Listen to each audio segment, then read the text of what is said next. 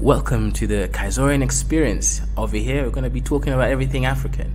We're going to be having debates, discussions, entertainment, as well as learning about business, art, history, and everything in between. Cultural, tribalism, and everything. We're going to be out here debating with some really interesting stuff. So, like the video, share the video, and make sure you subscribe. Make sure you subscribe. Subscribe for the best experience ever. This is the biggest channel on the Afrosphere. So come and join the team, become a Kaizorian, and join the Kaizorian Empire.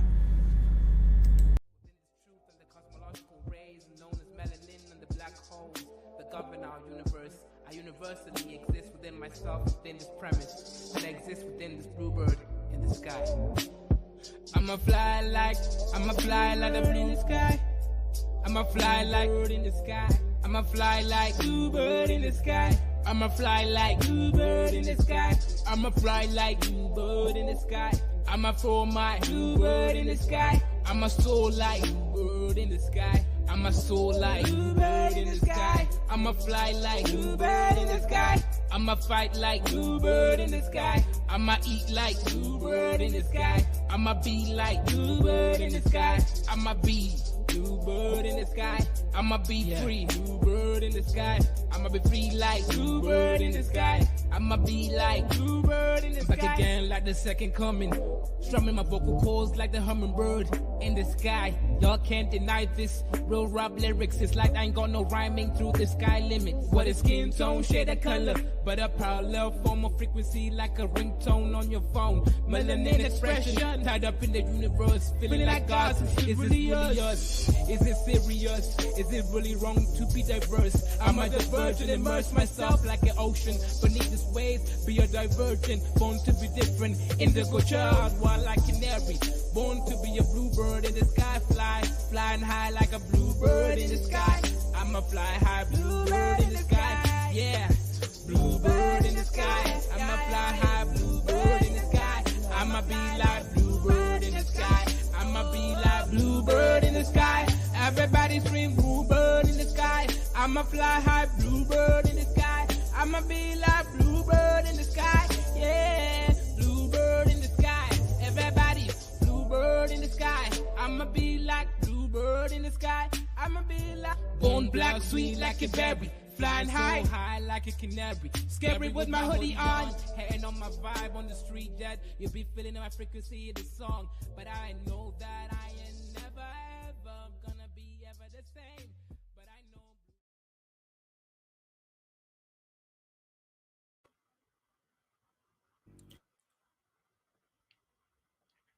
Shalom, shalom, mother loving one. What's good? What's good to the Dusties over there? If you make sure you like, share, and subscribe. Today we have a special guest who believes in Black betterment. He believes in Black empowerment, and we're gonna interview him, have a discussion, try to see if we can find common grounds or wherever the stones lay. So I'd like to introduce the guest. Please introduce yourself. The mic is yours. Our family, this is Rap Raven. It's good to be here. Yep, same guy from Speaker's Corner. This is he, Rap Raven. Okay, shout out. So Speaker's Corner, can you tell us a little bit about it for those who don't know what it is? What do you guys do there?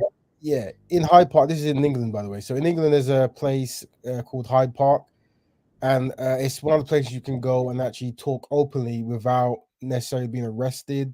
So a lot of people go there every Sunday, and they debate and talk and promote certain philosophies, ideas, political events, you name it. And that's what they do it. And I would go there and talk about Black Betterment, which is a lifestyle dedicating for Black people to help Black people on Black issues. So I would go there and network with our brothers and sisters to talk about this concept and to promote it and to do constructive work. Okay. So Black Betterment, when you go to places like Hyde Park or other places, I'm sure you have a channel, right? Mm-hmm. Okay. Yeah, go ahead. So there's also a channel called the Black Betterment Broadcast, which is on YouTube. Right. So what is your primary what are you trying to do? Are you trying to make Black people become aware that they can be part of this, or are you also trying to convince other races of people to be somewhat sympathetic towards Black? What's your primary Yeah, good, very good question. The primary is to have black people be self accountable and work as efficiently as a collective body to find solutions for challenges that affect black people globally and locally. Hmm. Okay, I see. I see. So, generally speaking, as you've been going to Hyde Park and just generally, okay. Shout out. Someone says coping. Interesting. Now, the reason it's kind of interesting to bring up the pro blacks and versus the other people is I've noticed that this is the brother over here. His name is Kifaru. He's actually a Pan African, but he's saying you're coping. So I find that kind of interesting. How there's a dislike between Pan Africans and pro blacks already. Well, I have no dislike to if the brother is a Pan African, then the things I suspect that somewhere along the line we're going to correlate with ideas. I am a Pan African. I'm from the Caribbean. Parents are Dominican and Jamaican. We have a history of either being Pan African, but pro blackness, black betterment is it's kind of intertwined. So yeah, there's no issues here. Okay, interesting, interesting. So when I think we do know someone from the speakers corner on this platform. His name is Mr. IC3. I believe Mm. he's a black Nazi, or is that correct? Are you aware of him? I don't know if I don't know if he identifies as a black Nazi, but I know he talks about codes and IC3 and numbers and how people of African descent are or black people are identified in the UK and reparations, this kind of stuff. So I've been around a few times. Yes. Okay, so as part of the ideology, and I'll let you soon to kind of give a more, I guess, a more in-depth analysis, or not analysis, information on what Black Betterment is as you define it. But are you also part of the Betterment? That's why I asked the question earlier. Are you also trying to convince other races of people towards being more sympathetic to Black people because No. reparations might cut? Oh, okay, so you guys are you seeking reparations? Is that one of the Well, tenants or? it was reparations is an option for those who want to push it, and we definitely. So it's a bit more complex in the sense of the idea of black betterment is actually just black people talking, right? It's black within black. But then when power is achieved, things have been a certain level has been attained, then you can negotiate and talk about many things from a standpoint of power, control, or structure. So it's about getting black people to get that power, control, structure on whatever level it is, and then you can have conversations with other people groups. But it wouldn't necessarily be anything to do with sympathy or anything. There wouldn't be that wouldn't really be something we're into. Okay, and by Black people, is that does that mean diasporans? People in UK, Germany, America. What is a Black person in your So analysis? so what we do is what we can let me just get this open here. So when we say black people, basically historically there's a continent of Africa, right? And there's a region they call sub-Saharan and Afro-tropical region. The Right. people in that land from that version, there are people descend from that land downwards. They are seen as black people historically, but more so in the sense this term came about when people were taken from that particular land and put to the Americas, and this is from all the way from Brazil all the way up to Canada, and it's just different terms. But generally, when we talk about black people, we're talking about Afro tropical people and their descendants. So when you come to England, they give you a badge called IC3, yeah, and that is inclusive of all that. So whether you're from Eritrea, Ethiopia, Kenya, Somalia, South Africa, or the Afro Caribbeans or African American, this kind of badge will label you and they call you black. So we use that as a branding term. We put a star next to it to show that this term also means these other variable things. Interesting, interesting. So that is like okay. I'm seeing what you're saying here. One of the subscribers is asking. He says, "Has he ever built a successful business or political movement or institution?" Yeah. So when it comes to business, I mean, I'm an app designer, right? So that's what I do for a living. I also do motion design, graphic design, and I've been doing it for 20 years. I, I'm a sound engineer, this kind of stuff. I think by being successful in those areas, it has afforded me time to do other things, right? I do pro bono lessons to black people who want to learn those crafts. And I also sit on the board in upcoming black businesses or black institutions where I write codes of conduct to minimize infighting, just to find, just to streamline even branding, do branding for companies as well. But this is all part of what Black Betterment teaches me. It's a lifestyle that makes me look out for other Black people and be constructive. Okay, I see. So it is okay. So there's different aspects of Black Betterment. It's not all okay. Everyone has to do one thing. It's okay. So can you give us a breakdown of what Black Betterment entails, so that Sure. I people in mean, the chat, will it make it easier if I was to share a PDF, or would that of ruin your? course, yeah, Oh, that's fine. excellent. Let me do that just to make life a tad bit more easier. All right, let me press share. I think that's the button there. Yeah. Someone says, "Oh, rap, Raven from Black Betterment." Yeah, there you go. So I'm gonna this document might make life because visuals help, as you know. Let me read mode. True. All right, there you go. So Black Betterment is basically, let's get to the page. Black people helping Black people on Black issues for betterment. So it's a lifestyle. So basically, it's a lifestyle that teaches and promotes a concept where you're trying to be constructive and find other Black people to be constructive and move forward. But the reason why it's important to embed it as a lifestyle is every other cultural group, a collective group, has some form of ideology as something that makes them inwards on their own people group, right? So the idea is introducing a lifestyle or a concept or a template that keeps Black people and it becomes culturalized. And that was a topic, right? But let's see what we can do. This thing of what might be a good thing. Yeah. So when you're talking about the Black stuff, right? We put Black down to region. There's the red region blackness, yellow region blackness, and green region blackness, right? So if you look at this diagram here, the green region is people of Afrotropical descent, right?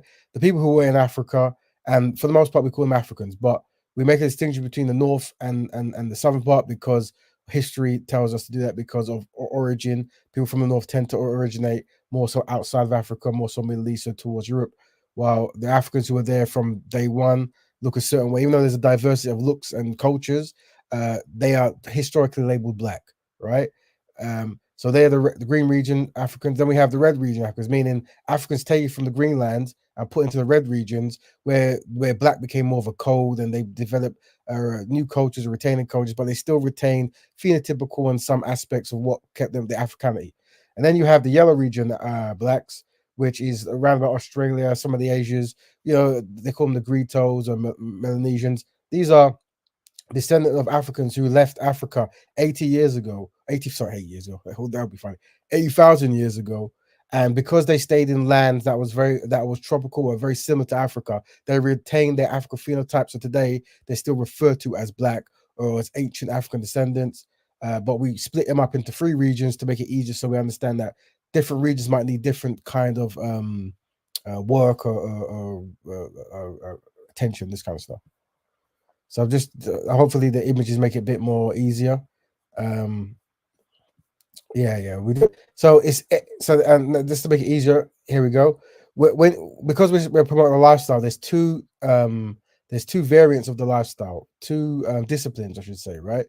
One is the practitioner is called a black betterer, and the practitioner is called a black betterment builder.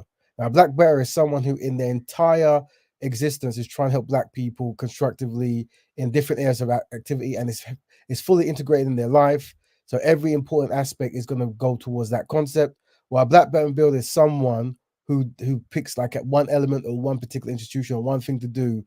So they might create a school for black girls to learn coding, and they do that every week, and that's their contribution to black betterment. So they won't be a betterer because it's just one thing they're doing. So we'll call them a black betterment builder. So these are the two different disciplines: the more kind of black belt version of it and the white belt version of it. Do you want me to go a bit deeper? Yeah, you can keep going, keep going. Also, so honestly, when you ask questions like, "Are we trying to make all black people do something, or white people do something?" The truth is, it's more of an open elite concept. And what we say by open elite concept is, if you go to black people and say anything, because of the condition we're in collectively, most people won't have time or won't find interest, or they'll be conditioned by other culture groups not to do anything for themselves. So then we describe a concept known as open door elitism, meaning if you practice unity and utility, you're more than welcome to come on board and shape the direction of how the lifestyle is going to influence people. So we've got diagrams here, right? So we use a model known as the diffusion of innovation. So those who don't know what diffusion of innovation is, it's a way how ideas come into the public. They use it in marketing and these kind of stuff, but it's how they track it. That's why one day someone's doing something and the next day they're doing something else, or more so the next week and next month, next year. But there's a strategy of how that works. But basically, what we're saying is the open door elite or the innovators is a 2.5%.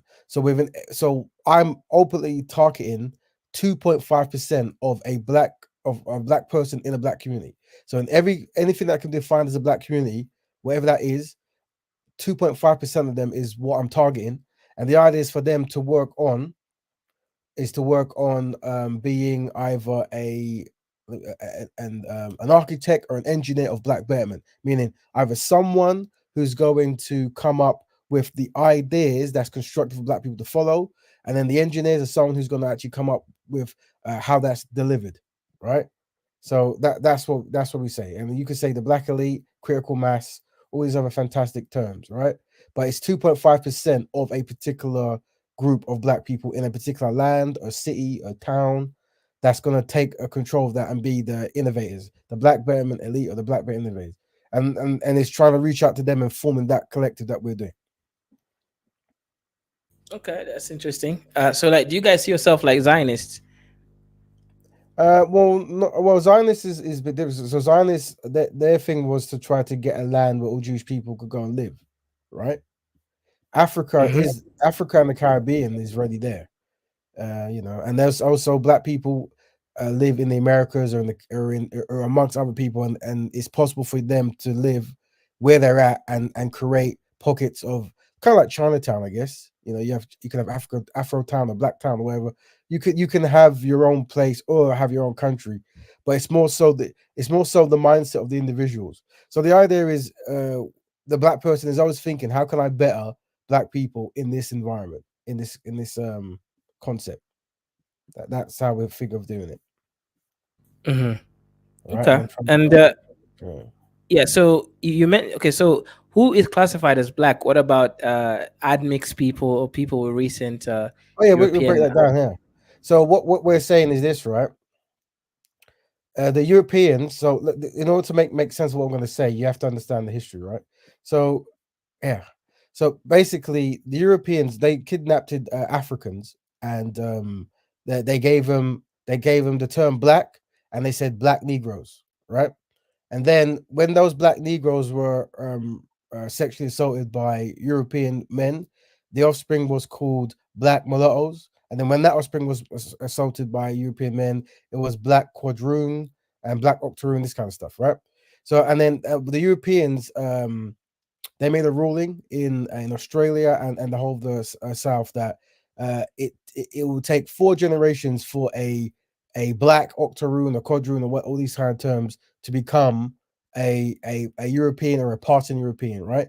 So we're saying that the offsprings of Afro-tropical people or black people, African people, are roughly before the process happens where they become phenotypically or genetically um, a European or whatever group they're mixing with, they can practice black betterment, right? And we look at the two strategies of how black people are controlled and limited and destroyed. So the two strategies are racial segregation, which we can identify where you separate one group, and then you make sure that one group has less than the other, and all the efforts of that group goes into the other anyway, right? That's the technical racial segregation. The other technique is called racial whitening, meaning what you do is you allow people to intermingle, but you know that you're trying to outbreed one, meaning that you limit, say, the Negroes or the black people, and you say that when you become lighter or you breed more, you get more opportunities, and then eventually you become European, where you don't have to worry about being black, this kind of stuff, right? The African problem, the Negro problem, that's what they used to call it. So what we're saying is, and we've got a diagram here to make more sense. Negro, mulatto, quadroon, octoroon, white, right? And then this is the history of it happening. This is a very famous person, but we show black people how quickly your lineage can go from African to European, and then we show how there is a diversity of different phenotypes in the Americas because this kind of stuff was going on, right? So this Right. side here, I don't know if you can see this side here. You the right side, I don't know if, the right side, you see the African, Negro, mulatto, and it goes on. So gradually, Europeans are there, and then on the right side, and say in America, that they kind of broke that up where they were forced the mulattoes and then went back into the group. So then you start getting sambos and these new concepts that people talk about. We don't really use these concepts because we just see them all as black people or us as black people, but we're describing how phenotype and things change, but they all have the same ancestry. And because they have the same ancestry and the same experiences, there's a motivation to try to find solutions for the same problem, if that makes any sense. Interesting, interesting. So, some people are going to ask and say, okay, especially women, they're going to say, okay, why are you including all these heavily mixed black people? Isn't it just because black men want to procreate with light skinned women? So, this is why they're part of this black betterment. Well, here's what it is. When you start changing your mindset, you start looking at people differently. So, because everything comes down to marketing and branding. The reason why historically black men or darker men wanted to be with lighter women is ultimately they wanted to be with white women, right? Because white men are superior to black men at marketing the beauty standards of their community, while black men are Yeah, inferior to white men at marketing the that's beauty true. standards of their community. So what happens is the average everyday consumer is going to agree with that. Like I'll ask you this question: what is the most popular drink in the world? What kind of drink? Soft or Let's otherwise? say soft drink. Let's say soft drink. Coke and those kinds of stuff? Okay, say no more. But but would you say Coke is very healthy or not healthy? Not really. Not really. Okay, so what we've established is marketing can make you actually spend all your money on something that is not healthy and is bad for you. That's the same thing. So the idea is once you become self-aware of these concepts, you start marketing blackness as the beauty standard. And when you start doing things like that, and you start looking at how to unify and what blackness is and this kind of stuff, then you'll start looking at a whole range of black women as beautiful, and you won't just want one particular type. You appreciate the full spectrum of blackness because that's how our branding works.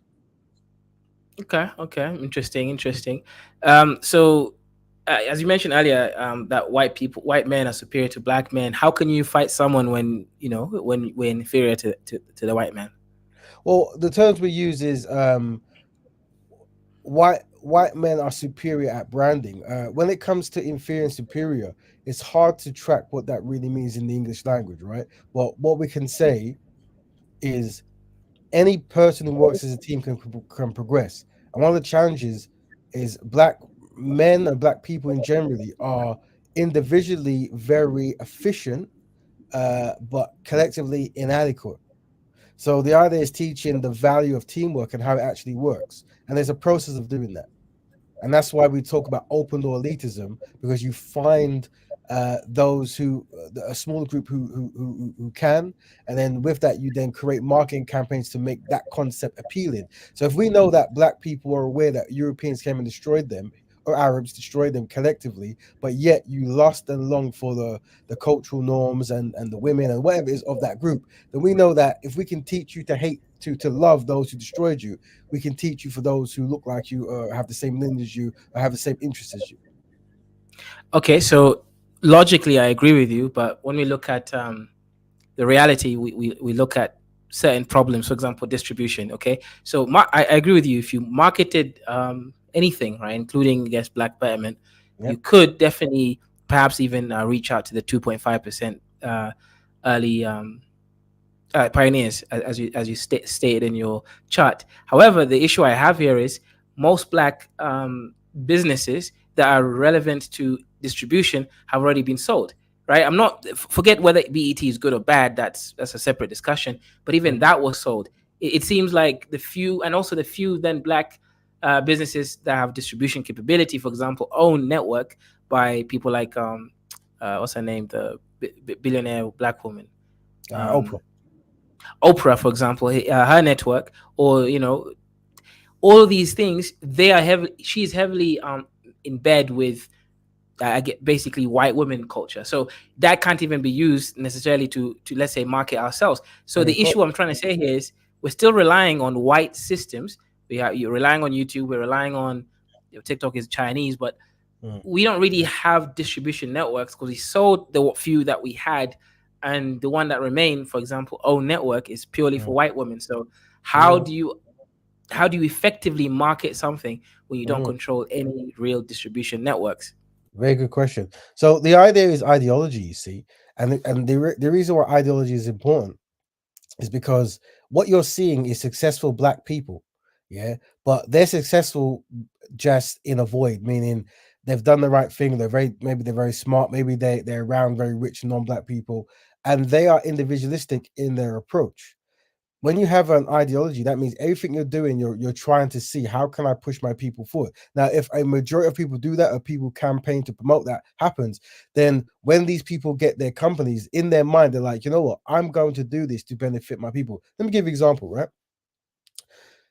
Black people make music in the music industry, right? And whenever they, for some reason, a black person can mock black people, make fun of black women, talk about polluting black areas, whatever, right?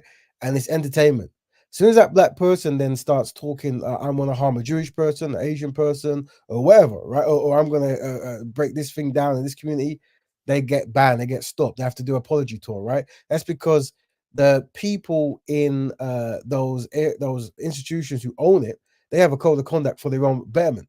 And whenever something goes past that code of conduct, they're this ain't gonna work, shut that down. Yeah.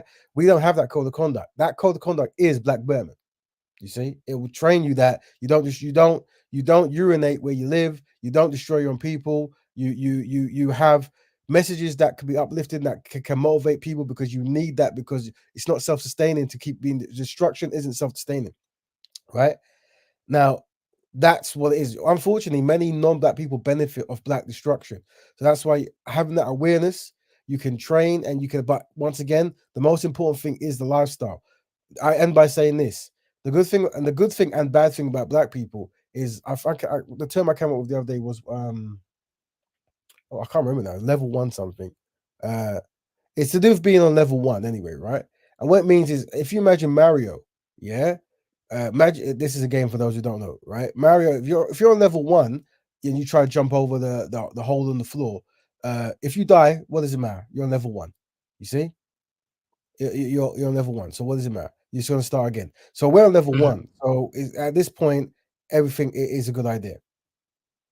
I see your point. So okay, I'm definitely getting the analogy Mm, correctly.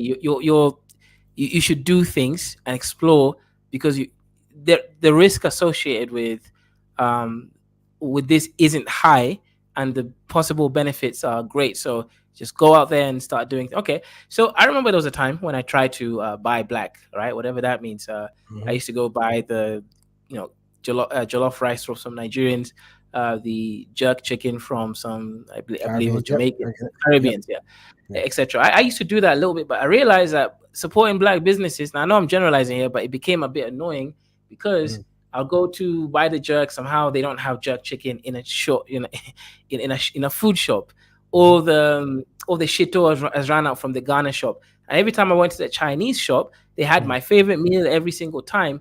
mhm. So how do you, again, like, let's say, I believe this is part of the black. Is this part of the black bearer or black? The other one, Well, just try to for support black business. Yeah. What well, part does it? Well, those two terms are describing you as a person, right? If you were a black betterer, you would actually you would persevere, you would try to educate the person, or go to another black establishment, right? But Mm, if you're a black betterment builder, then you could still do the same thing. You could just, but to be honest, with you, as a black belt builder, your focus is doing one particular activity, and maybe that one activity isn't buying from black business. I recommend all people do that, but I understand that some people struggle or they just don't have the motivation. So, in the mindset of that person, then do an activity that is dedicated to help black people. So, if you say that I want to always buy from a black business every Monday or every Tuesday, yeah, but then if you're not happy with that particular Caribbean restaurant, then go to another one or give them advice. That if that's your actual mission. okay, I see. So it depends on your mission and what your outcome is. Okay, fair enough. I don't disagree with that. Chuku Igwe says, A group is no stronger than its individuals. Only 20% of us are really productive and competitive. Most of us are dysfunctional with a black crab mentality, unfortunately. Okay, so he's saying, and also, guys, make sure you super chat, support the show, support black and African businesses.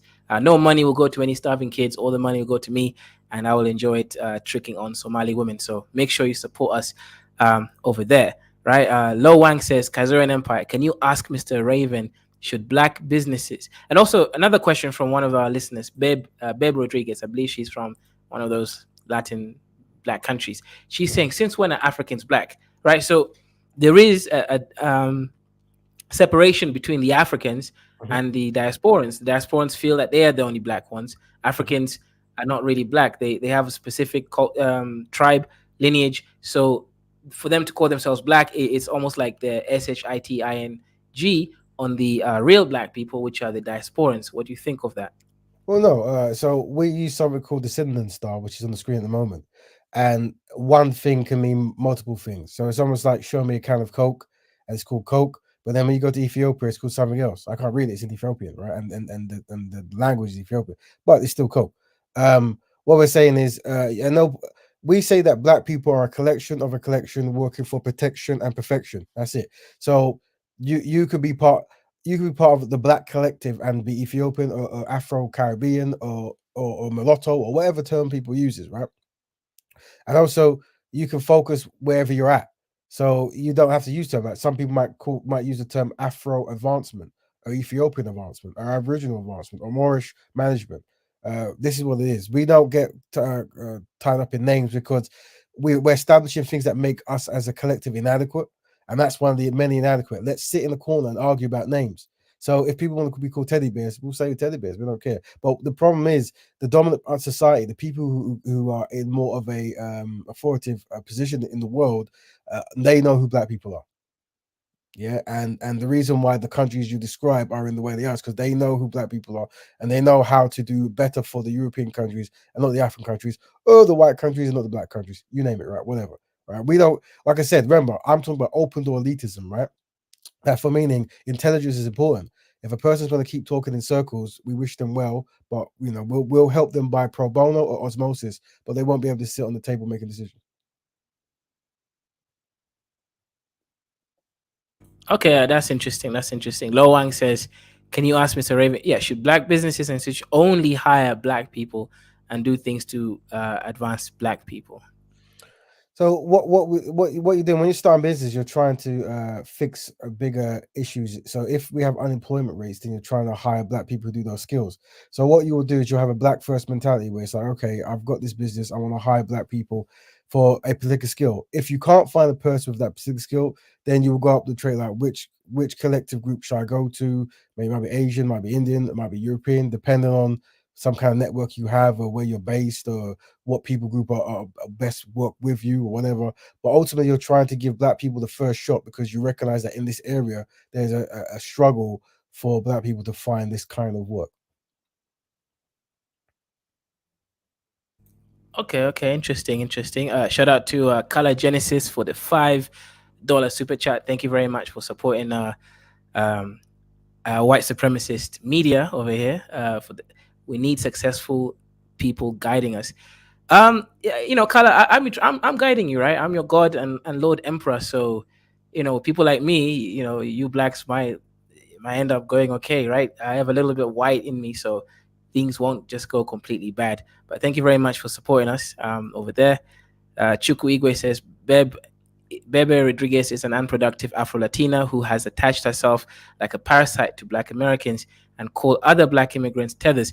So yeah, okay, another good point there. So how can Black people work together when there is a race war between Africans and the Black Americans? They don't like each other. Mm. They think of each other as enemies. So the way we look at it is in every group, right? There's two types of black people, right? There's the Africans and the Afrikaans. I think I've even got a thing here. Let's see. Let me see if I can make it make more sense to you. Give me 17 seconds. This document is quite helpful. Got a lot of stuff in it. We're here. Let's go for it. It should be around about here. Okay. So we have the conquered person and the conquering person, right? So I only speak to the conquered. So if I was to go to Somalia or to Kenya or to Jamaica or to America, the black people in that community, I only want to talk to the conquering conscious black person, right? Or the conquering conscious African or the advanced African. So I'm aware that every nation will have different attitudes, but I don't need to focus on those who want to make fun of another black person. Once again, the idea is you come together with the elite, you create the branding, and as time goes by, those people who are mocking each other will end up loving each other because they'll be embedded in the world where that just looks silly, and they'll think, okay, let me do the other thing. That's how marketing works. It doesn't make sense for people to fight who's in the same boat, but someone has marketed that idea and they've tapped into it. So a superior way of branding will change that, but you need to find the elite in that group. So I will never focus on those two. If a Nigerian's fighting a Jamaican, we won't focus on the those who fight. We focus on those who unite, and there's plenty of them. Okay, that's a good point. So let me ask you a question about myself, right? So, how much do you think is the maximum I've ever made on one stream on my show? Money. I don't know. Because I haven't researched your. Are Okay, you but talking about when if people you give could just, money? You mean when people give money? yes, You mean? yes. I think it could be anywhere from 20 to £322. Right. So it's about 1,000 and something. Okay. Now that was when I was pitting black people against each other, right? Mm. Africans versus Black Americans versus Somalis and all these kinds of people. So for me, it's an incentive for me to create discourse, sorry, between black people and make them fight each other because I Mm. get money. When I make a show about black betterment, I You make don't make less no. money. So Yeah. or rather, why should I? If you were to kind of convince me, why would I want to lose money when I can make more money creating discord between black people? Well, I won't try to convince you because what it would be is like it's almost like it's like there's a woman. She goes, if I was to sleep with lots of people, I make more money than if I was to start my own business because it takes long. And if I was also to sleep with children, I can make more money. And if I was to sleep, and then she's telling me all the things that's destructive, but it makes some money. I go, then that's your destiny is to make money in it, and she wouldn't be part of the process because what would happen is there'll be another woman like who doesn't do that, who would have a certain mindset who we would work with, and that person would make books and would make shows, and they'll create the concept of not sleeping with animals or people to make money, right? And then what will happen is the next generation after they would see no value in what the person's doing, and they'll look at that one with pity. But but we're not there yet. But to convince a woman who's making, £2,000 by sleeping with a pig, there's no point. It's more so you find a person who actually understands that logic, and you create the world and the environment where the next generation or the next area just look upon that thing as something not to do. So to you, the money's everything, but to the people like us, we do feel ever so slightly sorry that that is where you're at in life, but we have an understanding because we are collectively inadequate as a group, and that's what you're saying is very normal for inadequate people to do that. Okay. I agree. I agree, and I think I like that sort of analogy because you know yeah, it makes perfect sense because but here's the thing, right? You sort of said that we're all collectively inadequate. So if we're all collectively inadequate, um, is is there no hierarchy in your group? Because here's the issue that I see with just black groups is there's a lack of you know hierarchical reasoning within these structures, meaning there's no judgment, right? Because if when you don't create a very very exact differentiation between dusties versus people that are so let's say in this situation I would be considered a dusty by not being part of the movement, at least the positive aspects. So what I guess what I'm trying to say is if someone else who wants to change and become a black betterer and Yeah. would perhaps lose that £2,000 from the pig that they're no longer able to sleep with, Mhm. what sort of incentives are there for them to be a black bearer if really we're all collectively inadequate and there's no real judging and Yeah. elitism Well, there is striving? there's definitely elitism, and there's definitely judgment. But what we say is this: it starts by the small, right? So there's already people there who don't sleep with pigs. They don't need to make mock black people to make money by non-black people paying them to do this kind of stuff, right? And they're already the elite. We're already the elite. We're very intelligent. We've learned things. We network with each other, and we're in a small minority. And then people see that, and that becomes alluring. Like, okay, I'm going to do that. But then it comes to the point where sometimes you have to lose something, but that loss is seen as a strength. It's almost like an honor thing. Like, I know that if I were to destroy black people, I'll make more money, but the honor keeps me going, and I'm still progressing because the more people that do one thing, the bigger it becomes, right? So that concept becomes alluring. Also, many people don't necessarily then they haven't been in a position where they see constructive black men or women, right? And then they do it on their own, and they try to just freelance it, and then they end up doing things that's not beneficial to anybody, apart from them oneself. When it comes to that, is saying that someone pays me is like saying I'm a drug dealer or I'm a prostitute and I can make money. You can, but ultimately, this is not a good scenario to be in, and an elite person understands this, and we try to create the environment that one day that prostitute or that drug dealer can fix themselves up and be truly repentant and truly want to change their ways, and then you give them a gradual path to get in there, and they have to go step by step before they get to a certain level in an organization or a business. But then we've also got lifestyle. So the lifestyle is almost like, imagine it like a religion gives you a book and it tells you what to do, and there's these kinds of things like that.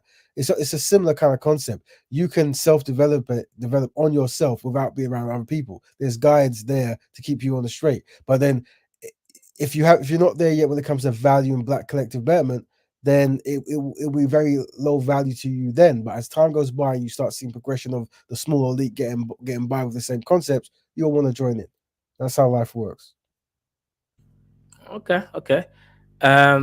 Yeah, okay. Babe Brigade said, again, who is we Africans, because Africans can't, who have the resources under their feet, have not managed to control. Yeah, so this is a good argument that she's making, right? Africans. So you said black people are generally descendant of Africans.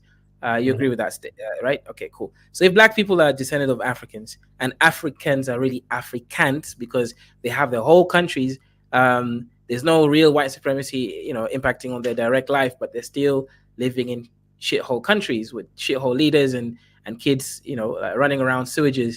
So if that's a reality of, again, Africans, why would descendants of these Africans, right, which is the diaspora, think that they could make something of themselves? Isn't the whole black race collectively low IQ? The average IQ of an African is 60, which is barely.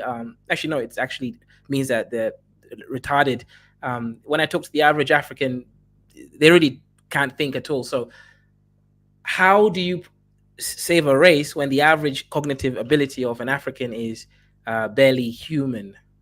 Well, that's not true. So that what you're saying is a talking point from white supremacists. So what I would say is I round applause. I give the white supremacists a round of applause for being able to convince African people like yourself that Africans can't do things. Right? That's a strategy. Keep a person ignorant and tell them there's nothing you can do, and then you might be able to keep them in a depressive state. It's not. That's not the same. Like I said, I keep saying in every nation you mentioned in Africa, I know personally very intelligent, very capable people. And the idea is to get those people in a network, because the problem isn't the individual talent there, to which there are billions of individual talents in Africa. The idea is how to get them working together efficiently and having them have a local then global initiative or institution that is beneficial to the land they're in. That's what it is, and we need to have these discussions, and then we need to have agendas, and we need to be consistent. But the thing is, it's almost like a battle. When you talk the way you talk, it's almost like a battle has happened. We've lost the battle, and because we've lost the battle, then it's about giving up and going the other way. Well, the idea, the war isn't over. So it's the learning, and you find out who is still on this thing. So you find who's still on this, right? Also, when you talk about IQ and stuff, you're talking about in many different African lands, there's a completely different lifestyle of what people are doing. Many people are working on farms and this kind of stuff, right? Or they're in different environments where these kinds of ways of measuring people isn't necessary. It isn't really something that is beneficial to, like, you could grab someone and say, okay, if a flood happened, can you live off the land? And there's many people with great IQs who couldn't. They'll starve to death, right? So it's how you place your value. But if you want high people with IQ, there's plenty of. If that's your metric, I've met and there are plenty of people with high IQs in the continent of Africa or black people in general. There's plenty, but that we don't even use it as a concept, right? Because in order to do what we're doing, you don't actually need this so-called IQ. You just need commitment, utility, and unity. That's it.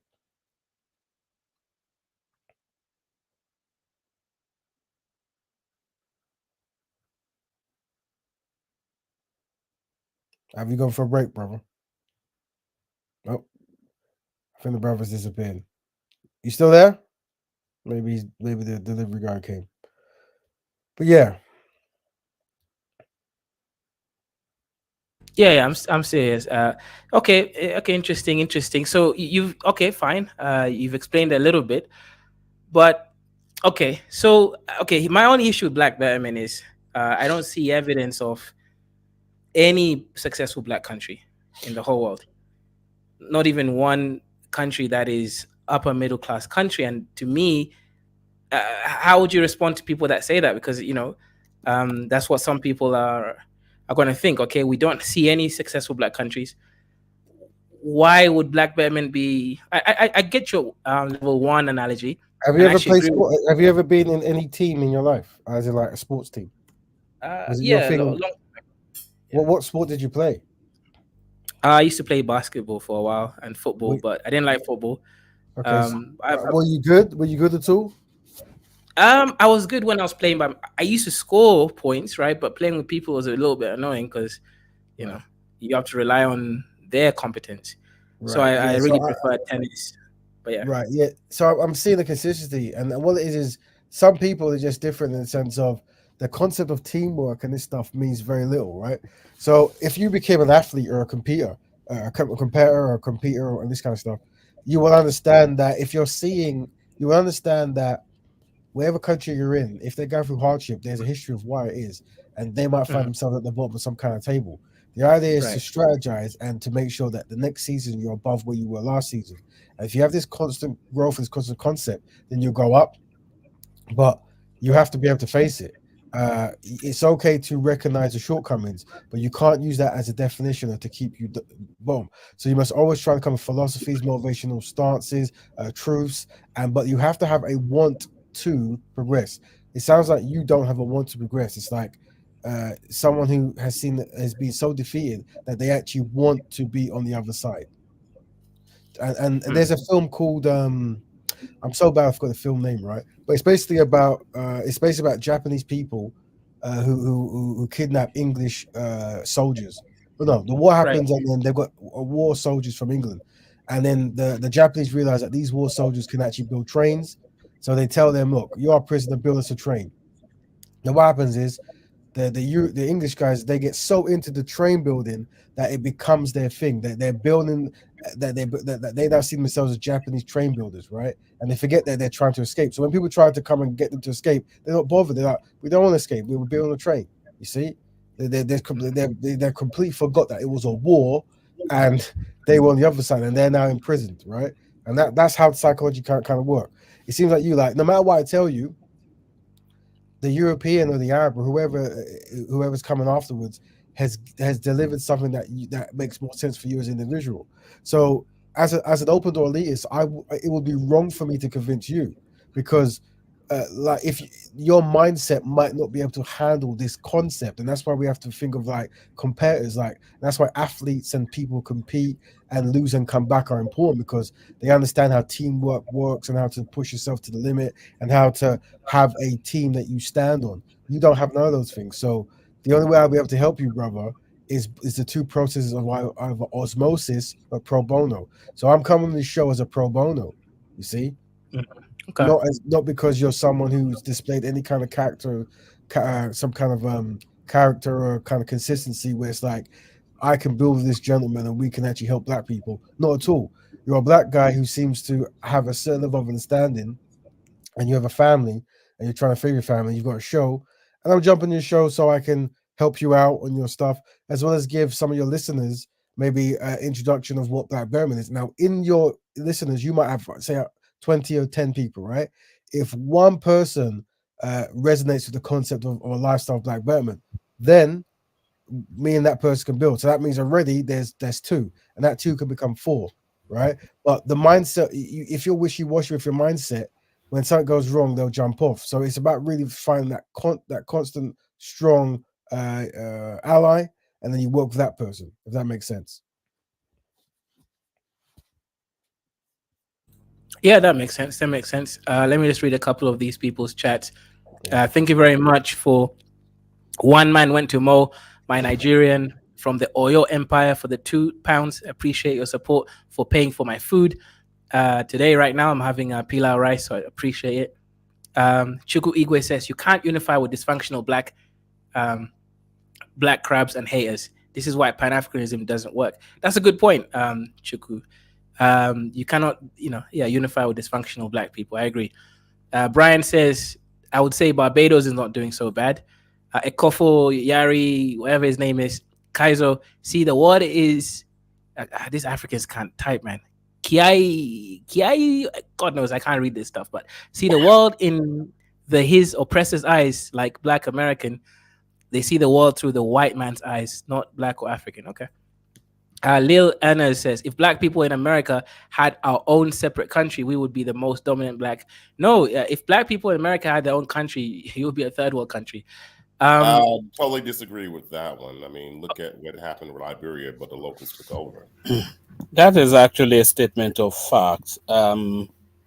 There is nothing to suggest that Black Americans have the capacity to stand alone. Let's see. We stood alone in Liberia, my friend, and a lot. Well, Liberia, you still don't stand alone. A lot of your leaders was going there, and we pretty much Liberia is an outpost of the United States. Organized the infrastructure of that nation, created the foundation of that country, and look what the locals have done.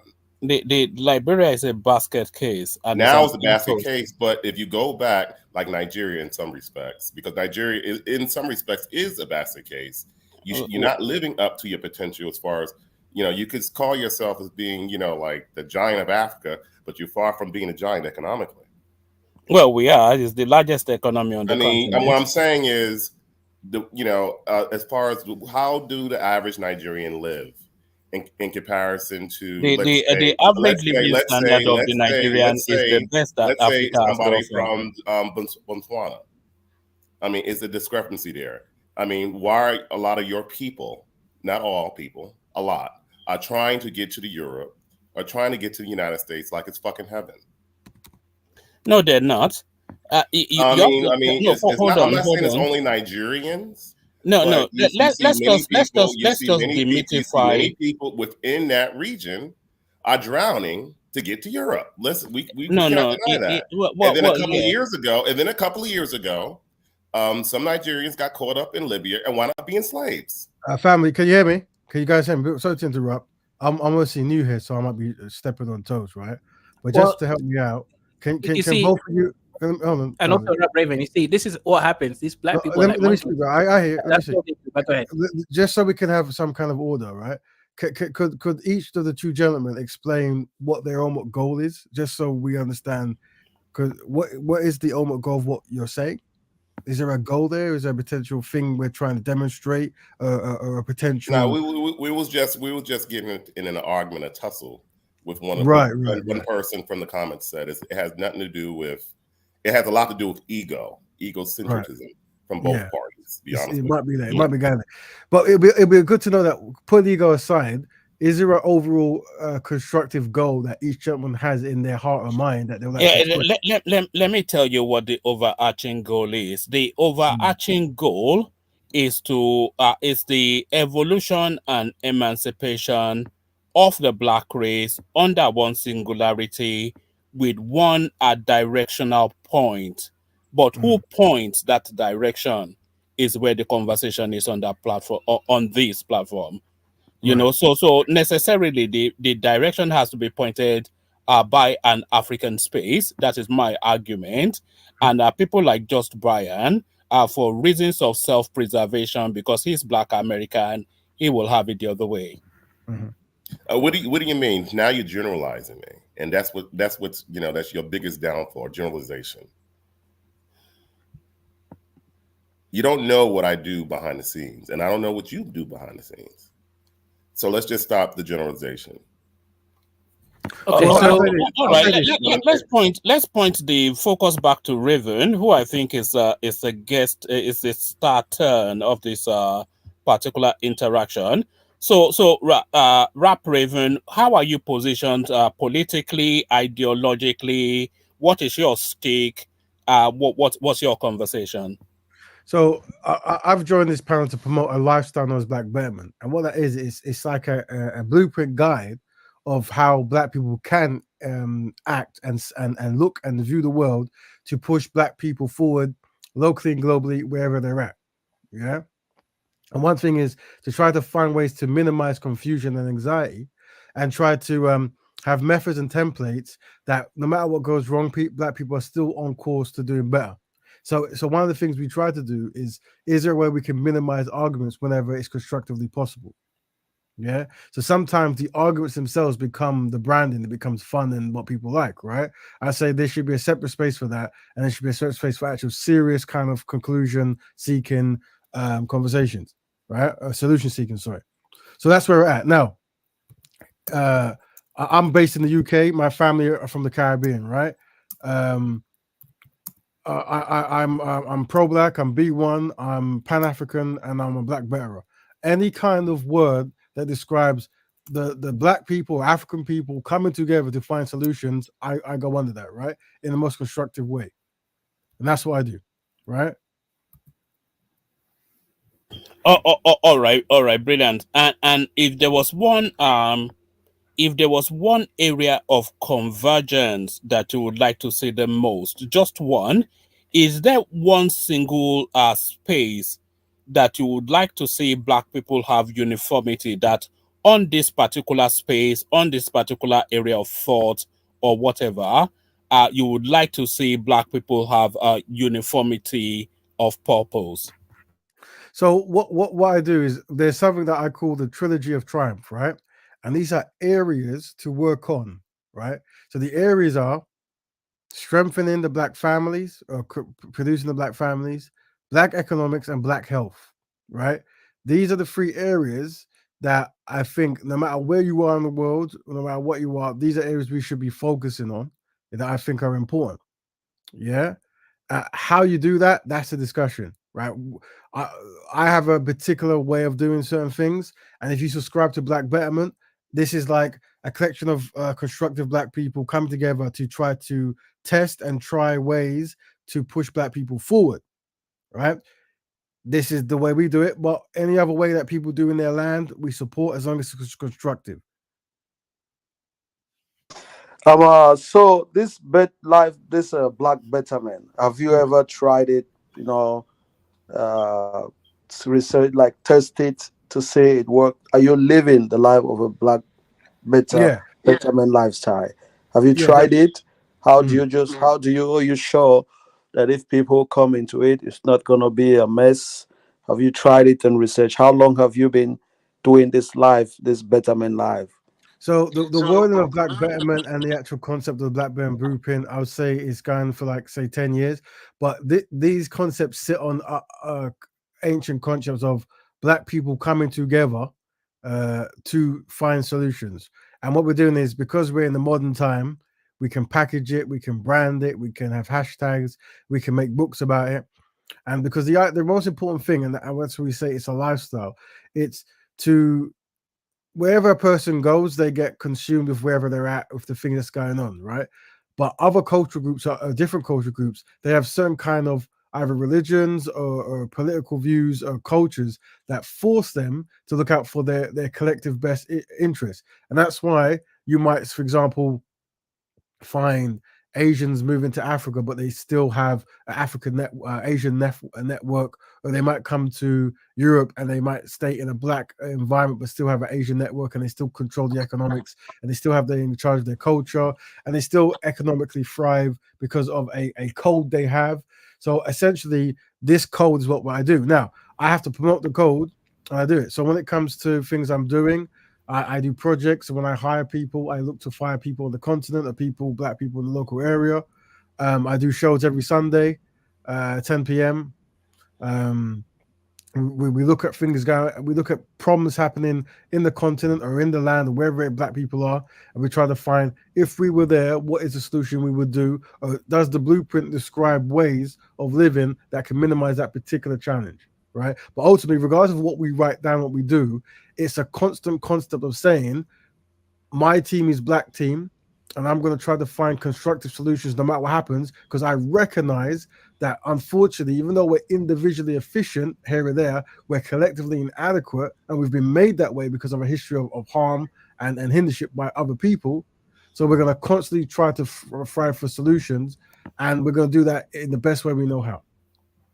Raven, Yes. you've highlighted black families as being preeminent in that trilogy that you've put up.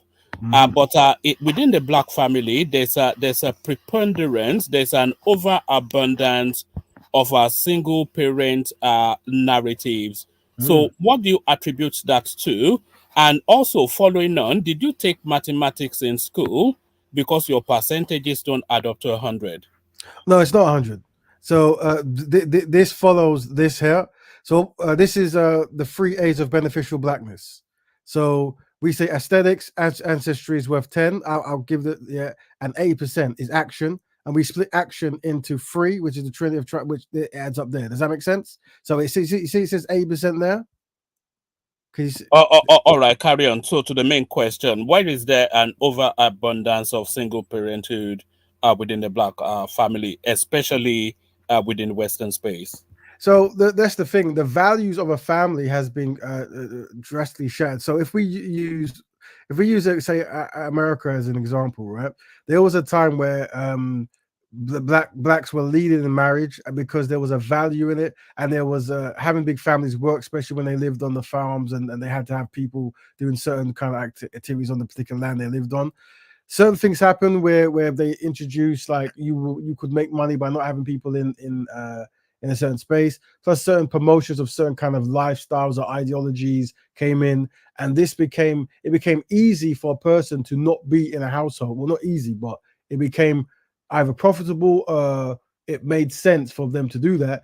And we're saying we disagree with this concept. We're saying that when you start a family, you have to be ready for a family. You have to work to be able to support a family, and your family's your lineage, and it's a big part of what continues your name and the next generation to push black people to a further space.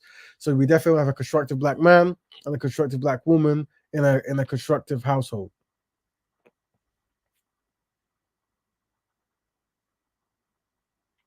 I hope all that adds up now.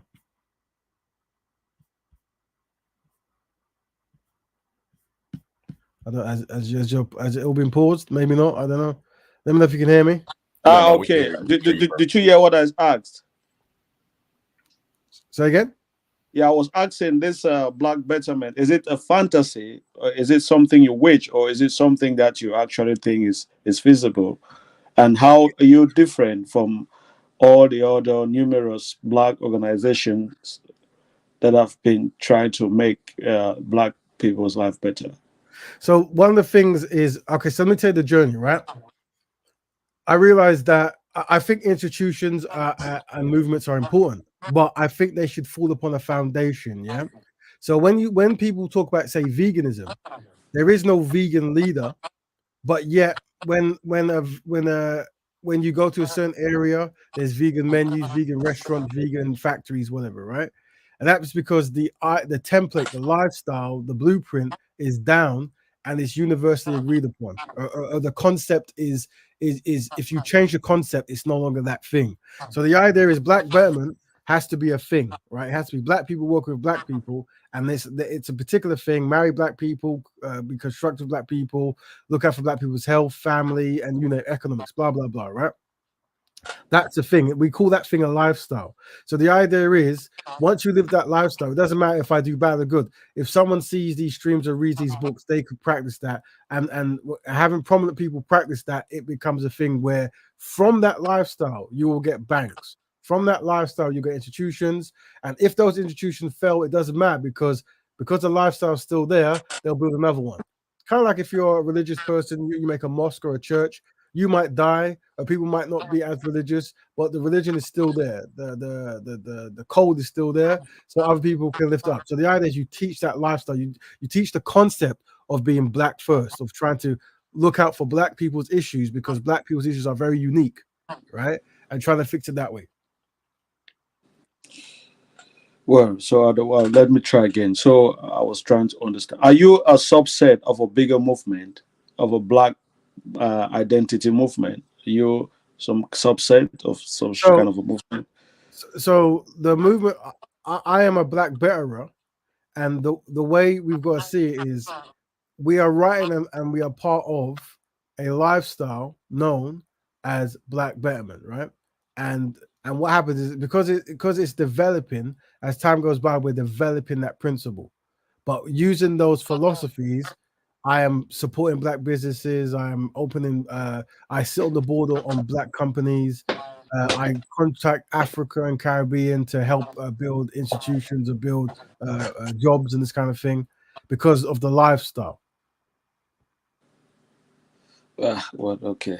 And it's hard to understand, but you see a vegan. Yeah, it's hard to understand because Let me it's just explain. talking about black people coming together and build. I'm trying to understand why you're trying to make it an exclusive thing, like different from all the other black people coming to build together. So But the reason, well, because why that's how. don't you just do it like meet other black people building together? Why do you need to create a separate movement? Good point. Good point. So I work in marketing, right? And I gave an analogy about Coca-Cola being the most popular drink of all time, right? And the reason is the black people's mind. You have to understand the psychology of the black of people's mind in general, right? You have to have a completed product that people tap into. If I said, "Yo, black people, be constructive and do something," the chances are nothing will happen. So the idea is you come with a brandable thing that can actually outlive yourself and can be added to, and there's a word behind it, there's history behind it, and it grows. But it's important that in the writing of that thing, it cannot be corrupted, right? So one of the challenges we have with, say, black movements is they're very inclusive of people outside of the communities, right? So it's very limited. That this concept is black people helping black people on black issues.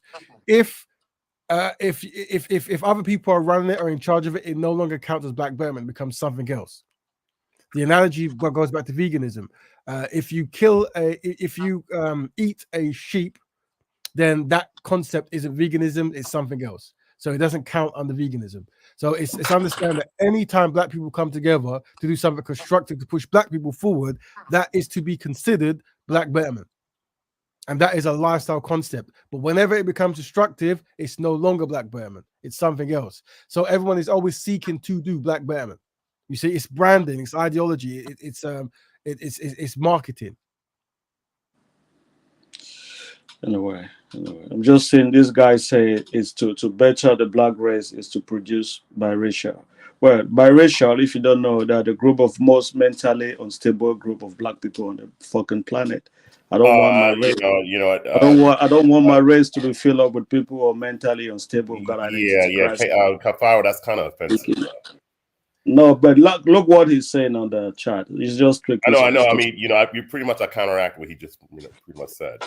Yeah, the thing is, brother, what I would say is what I promote is try to be constructive and try not to create concepts or words that causes conflict if possible, right? You don't have to associate with certain people. And remember, people are always going to look at two people arguing. Whoever is the most out of control, they're going to think that's the person who has the worst argument. So you might have said out 1,000 great points, but by rising to that kind of challenge and then adding an insult, it makes things worse. Let me give you another example. When I go Speaker's Corner, I would see an argument between a Somali guy and a Nigerian guy, and they're mocking each other about your land is like this, my land is like this, your land is like this.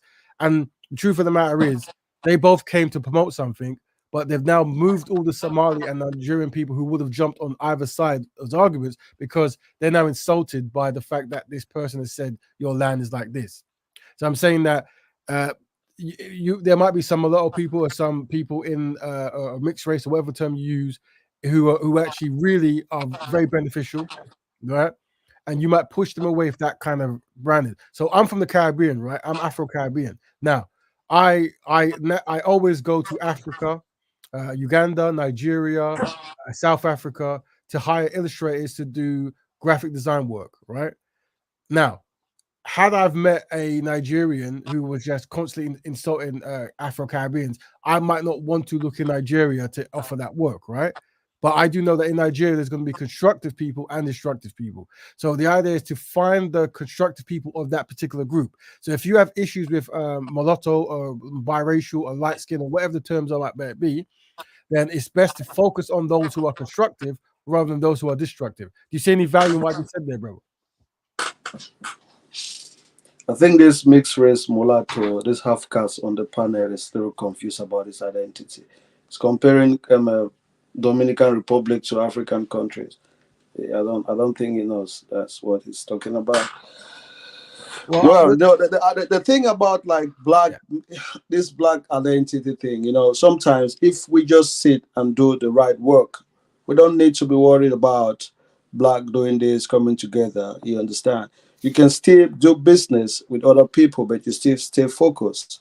The idea is just working. We don't need to create like separate movement, because when I say like we're trying to create some separate movement, is it's a cry for help. That's how I see it. It's like we're begging people, oh, come on, look at us. You understand? Brother, I see it as weakness. I hear that. Who just to make sure, who are you begging? Like who's being begged to, just so I can understand your argument? Yeah, we're begging the rest of the world, non-black people. Oh, wait. So I don't know if it correlates what we're saying. Black Betterment is only for black people. Yeah, but I don't get it. Not just you. Yeah, it's only for black people. Are you sure black people want to have an organization just for them? It wouldn't matter because it's an open door elite concept. So how open door elite concept is you are looking for a particular people in a particular land who have a certain level of intelligence and a certain level of commitment. So it's the two U's, utility and unity. So if you're constantly talking to someone who goes, I just don't understand, you would only work with them on a pro bono way or by osmosis. You will never put them in any kind of authority because their mindset has already been conditioned. So they disqualify themselves from that concept. So okay, let me just ask you. So when you say only for black people, what do you just try to elaborate? When you say only, to what extent is it only? So, for example, let's say I decide I'm going to do a Black Betterment initiative. So I'm going to start a company that sells magazines, right? So then I go, okay, I hire black designers, I hire black copywriters. I buy a building, we work in there, and I'm constantly trying. I talk about maybe either things that can either be very productive and sell well in the magazine, or I might try to make money off cultural concepts that's black focus or black, depending on what me and the board decide we want to do. And then, at a certain point, we might not be able to find black people to do a certain role. So then we'll contract and hire a non-black person to do that particular thing. That entire initiative is Black Betterment Run. We're trying to get black people to come together to do something that is beneficial and consistent. Okay, so like say in your organization, you have this big deal coming from, let's say, a Chinese person. Mm-hmm. Okay, it's a business deal. Are you going to take it? So the way we see it is that if that's like an international thing in the sense of we have established that we're a black-run company and we're now networking or trading with, say, Nintendo. Yeah, Nintendo's now a Japanese-run company, right? So because of this, as a black-run company, we're now networking. So we're networking with power rather than being hired by or forced to do something by. We approach them as a black collective company, and they're a Japanese or Asian collective company, and we're trading. This is okay. This is still within the framework of Black Betterment. All right. So, well, I just see it like I'm trying to isolate it from other black ideology. I find it very difficult. I'm not going to lie. That's fine, brother. And how we will try to help you is by osmosis or by pro bono. So if there's anything you're doing, you need any help, I can always give advice. But when it comes to like a certain level, it would only probably confuse. But like I said, for example, for someone like myself, I've got multiple skills and I can do, and I work and I do certain kind of things. So I can separate the stuff I do every day to do a black betterment initiative with other black people, and we're coming together for that purpose. Like we're trying to go from being collectively inadequate to collectively adequate. So even though our day-to-day jobs might be a plumber, might be a designer, we have a separate project that is just for black people to come together to make a particular thing. And the idea is we promote and brand that to make that alluring and appealing. So black people see that's how it's done. And the more they see it, the more they'll emulate it. But sometimes you have to campaign, you have to market, because if you think that we're going to just use common sense, I can assure you it won't happen. Okay, I want to ask you a tricky question. Is it racist? Is almost, and what I mean by racism, it's responding to racism. So it's the cure for racism. Okay, because I am a Pan-Africanist. You know, sometimes when you say Pan-Africanist, it can mean different things across board. You know, I'm an African. You know, continental African. You understand? Yeah. Look, Faro, this program that you are trying to introduce, all these things are Westerns oriented, Western, I call it seminars. What the gentleman is preaching about is all based on Western type of where he's living and where he's staying and the way he view things. A Pan-African or no Pan-African, you live in England, right? How can you that live in England only employ black people when you know the economic of England or UK is based mainly on white people driven business? So you don't have the power to make changes in the black what you call black peoples or B1 you want to call it. Because most of the jobs in where you stay in is still be created by white corporate business people.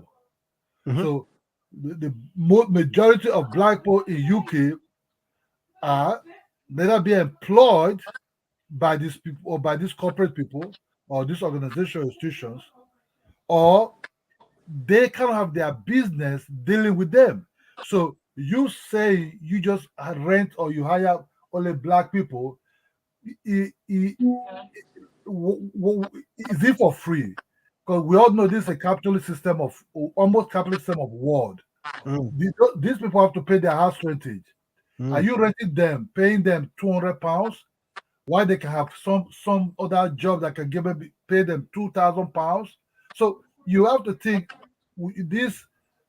this whatever you're saying, it will never work, because you live whereby the white man is the prime minister of your country, is the economical minister of your country, is everything of your country. So you employ only black people somewhere in England, it's not going to work. Even in Africa here, there's nobody going to buy it, because African mindset, right? The African mindset is not on this B1 you're talking about. African mindset, hold on, I'll give you a space. African mindset is based on working together to achieve something. What is it is, it can be economical, it can be friendship, it can be anything. So when I hear people in the diaspora, what I mean, people from, especially Black Americans, I'm hearing this B1. It seems like Caribbeans now becoming singing the same type of music also. So you have to work together. I'll give an example. Just assume reggae music. Where you're coming from, so you're Jamaica. Let's assume reggae music was only be bought by black people. Yeah. In that Caribbean territory, it's not going to sell. You're not going to make money. Because reggae music is being bought by by the white people. That's where you're making money. So you isolate yourself. Even the white people cannot even isolate themselves. So can I jump in? Now, is that Brother Ola? May I jump in for a tiny bit? Yeah, you're right. But here's the way you see it, right? I live in England, right?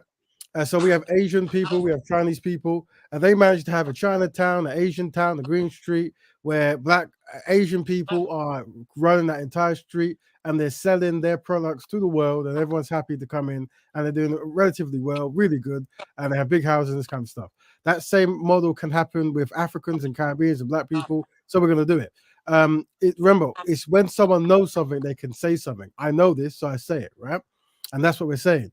As regards to how we connect with Africa, like I said, there's two types of Africans. There's those who understand and those who don't. Those who don't, we help them with pro bono and osmosis. Those who do, we create networks where we're hiring people from Africa to either trade or to come and do a particular kind of thing, what it might be. But the fact is, we are looking to Africa to network on that level. So we could look to India. So, for example, if I'm starting up a business where I need coders, I could go to India, get a nice rate, or I could go to Zimbabwe. You see, I would choose Zimbabwe because of Black Betterment. Does that make sense? Now, here's my perspective is, right. I choose to work with Africans because you can leverage the euro-dollar exchange rate, pay them a little bit lower than you would white people, but that way Africans are benefiting by accident, but my real incentive is getting rich. Well, yeah. Well, remember we said that you are someone we will kind of we have pity for, in the sense of we understand why you do it, but we will try to help you by osmosis or by pro bono. But the mindset, the European was successful in their marketing towards you, and that's why you do that. With someone who's pro-black, a B1 or a Pan-African, we wouldn't necessarily do that. We would want to build up a sustainable way of existing where black people can get paid. So even though at a certain point maybe a European might be 1p less or 5 cents less, we will still use the African because for the overall goal it makes more sense. We observe non-black people doing this very well, so we know it's a strategy that could work. Yeah, that actually makes sense. Yeah, guys, make sure you hit the super chat. Support black and African businesses, right? Support me because I'm one of your brothers, right? That's a good point. Well, like I said, the mindset you're in, we would help you via pro bono or osmosis, because we know that you're displaying a certain behavior that is quite damaging. But we would never probably let you in your mindset on any kind of board level or anything, because you would probably be pushing the agenda of non-black people, non-African people, so they wouldn't be beneficial or collectively to do that. Interesting. Kazu, I think this Pan-Africa or this Pan-Africa, I'm not Pan-Africanist. Just I'm not B1. I'm going straight to you, bro. I'm from Nigeria. You see, this music, this thing that this Pan-Africanists or whatever they're saying, why Pan-Africans not gathering their money? So okay, they come as a couple, what the Jewish are doing, okay, let me go to somewhere in Africa country, go invest in their diamond area whereby you can dominate. You see, all what you are saying is good. You know, Africans are very good in saying history, saying something in the past. We talk about now. Now, you don't have the people in diaspora don't have the firepower. You know, it's good to have ideas, which most black people have in the Western world anyway. But you have to execute that idea. You see, the Jewish people, what the Jewish people are doing, they gather their money and go invest like the way they dominate the media. Like the way they dominate the gold, the diamond, they're out there. The Indians are rivaling them there also. So if you know you want to be one, you can look at Congo. You know, what are we going on with Congo? Congo need money. Can you raise up $5 billion? Can you raise up $10 billion? So okay, let's tell these Congolese from behind the scene, you put money out to mine this diamond or this gold, process it, find it, we'll be selling it. That's when you will be making sense. But not by this so-called Pan-African. But look, you sound like you sound defeated because you're in a territory whereby you're not the majority. So you're already defeated. They can change law on your head, no matter how you do or you don't do it. You know, exactly. That's why we Africans, we based on reality. To talk our leaders are very corrupt, but you have to understand, man, there's no way You Let were me just add to what Kidola says. Yeah, the truth is, I'm Pan Africanist, but I actually believe deep down in my heart there's no power for black people in the West. The only way for you to thrive in the West is to work with the white man. You understand? You can't be on your own.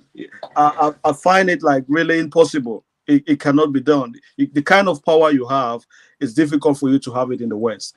So what I believe is it's better for us to put all our energy in Africa because that's where we have the majority of people. If we can take all that energy and put it in Africa, it is better. Fighting in the West is people have tried it. We have all the Black Panther movement. We have all kind of movement that have been way, way before, really powerful. But there's always that lack of, there's no control. The West is ruled by white supremacy, and it's difficult for you to break into that system because it has been said. So the only option we have is to take all our energy and focus on Africa for the betterment of black people. May I jump in? A good point there. So the way we do it is two things can be right at once. So we say that there's a way you can work on Africa and wherever you are in the diaspora, and you can have networks, right? And I live that concept. So, like I said, whenever I need to hire a role that isn't close seeking, meaning I don't need someone next to me doing it, I can get that role done by someone in the Caribbean or in Africa, right? Also, the idea is to set up factories where you can actually get the produce maybe from Africa, right? Once again, we observe Chinese people and Indian people and Jewish people doing this really well, right? So because we observe other people doing that in different lands, we know there is a chance it can happen. So we try not to be a defeatist. We try to be constructive and consistent. But once again, when you do, you do. And when you don't, you don't. So this is something we do and we know. But that's all we can say. Okay, one second. Let me shout out to another new sponsor of the show, History Reset. Thank you very much for the £2. My mom said I can't donate to a fat youth in Kenya. Shout out to So you. you're trying to say Kaiser is skinny? That's why you donate to him. Yeah, no, I appreciate that History Reset. Thank you very much. I do appreciate that. Yeah, so man, I don't know. So I think the focus is Africa because that is, I don't know about maybe America. That's your country. You were born and raised there. You think you're attached to that country. Of course, it makes sense. But to me, as an African, fighting for America to me is just a waste of time because I know I cannot win. But Africa, I can watch up my fake that corrupt politicians. That's something that can be doable. That's just how I see it. So if the best way for us is to fight for Africa, because if Africa is set, the black man in this whole world will be respected. That's just the truth. We agree with this philosophy. I don't know if you're talking to me directly, but we agree with this philosophy. But like I said, two things can be right. So you as an African you should be trying to bet yourself as an African in your country and try to progress as possible. If we're here doing what we're doing, you're doing, when the fact that we are networked, whenever I need your skill set, whatever that might be, I can contact you directly. So it's about creating those networks, of value. Yeah. And like I said, China exists in China as well as in Chinatown in Canada, England, America, Brazil, because they understand there's a model. Yeah. So we have to have that model. But the thing is, we have to be not optimistic, but we have to be attempting. Yeah. But no one is telling you not to work on Africa. No one. Okay, yeah, this is a question, just my last question. Have you ever tried to follow up, have you ever tried to make contact on the African continent to get someone you can network with and you did not have? Have it been an issue? Never. Okay. My biggest problem was paying Nigeria. My biggest problem working with Africa is paying Nigeria. As in, when it came to paying the Nigerian people I hired, many banks couldn't take the payment. So we had to discover new ways of paying. That's the only chance I've ever had. Sorry, I find that very difficult to believe. Everybody sends money to Nigeria internationally, But apologies, Rap Raven. But I've been listening for a good while, but it just sounds like some convoluted kumbaya stuff. Well, it doesn't even. I'm trying to find meaning in what you're saying, but I'll explain. I'm finding that a bit of a struggle. Well, I understand. I understand the different pace of understanding. So basically, what it is I hire people from Nigeria, and they've told me that a lot of the banks use doesn't pay them because they believe in scamming. So we find different ways to pay them using apps and different Western Union, whatever it might be, right? That's someone asked me, did I find any challenges? I said that's the most challenging. But when it comes to finding creatives on Africa, So what you are looking for essentially is some sort of cross-border black coming together sort of a thing. I mean, what is it? It just sounds convoluted. All these graphs and charts and whatnot that you're struggling to make sense of it. well, listen, we open door elitists. So how we work is we're trying to wherever land you might be in, we try to find the most intelligent people in that land. And when we find them, we network with them, and we add them to networks.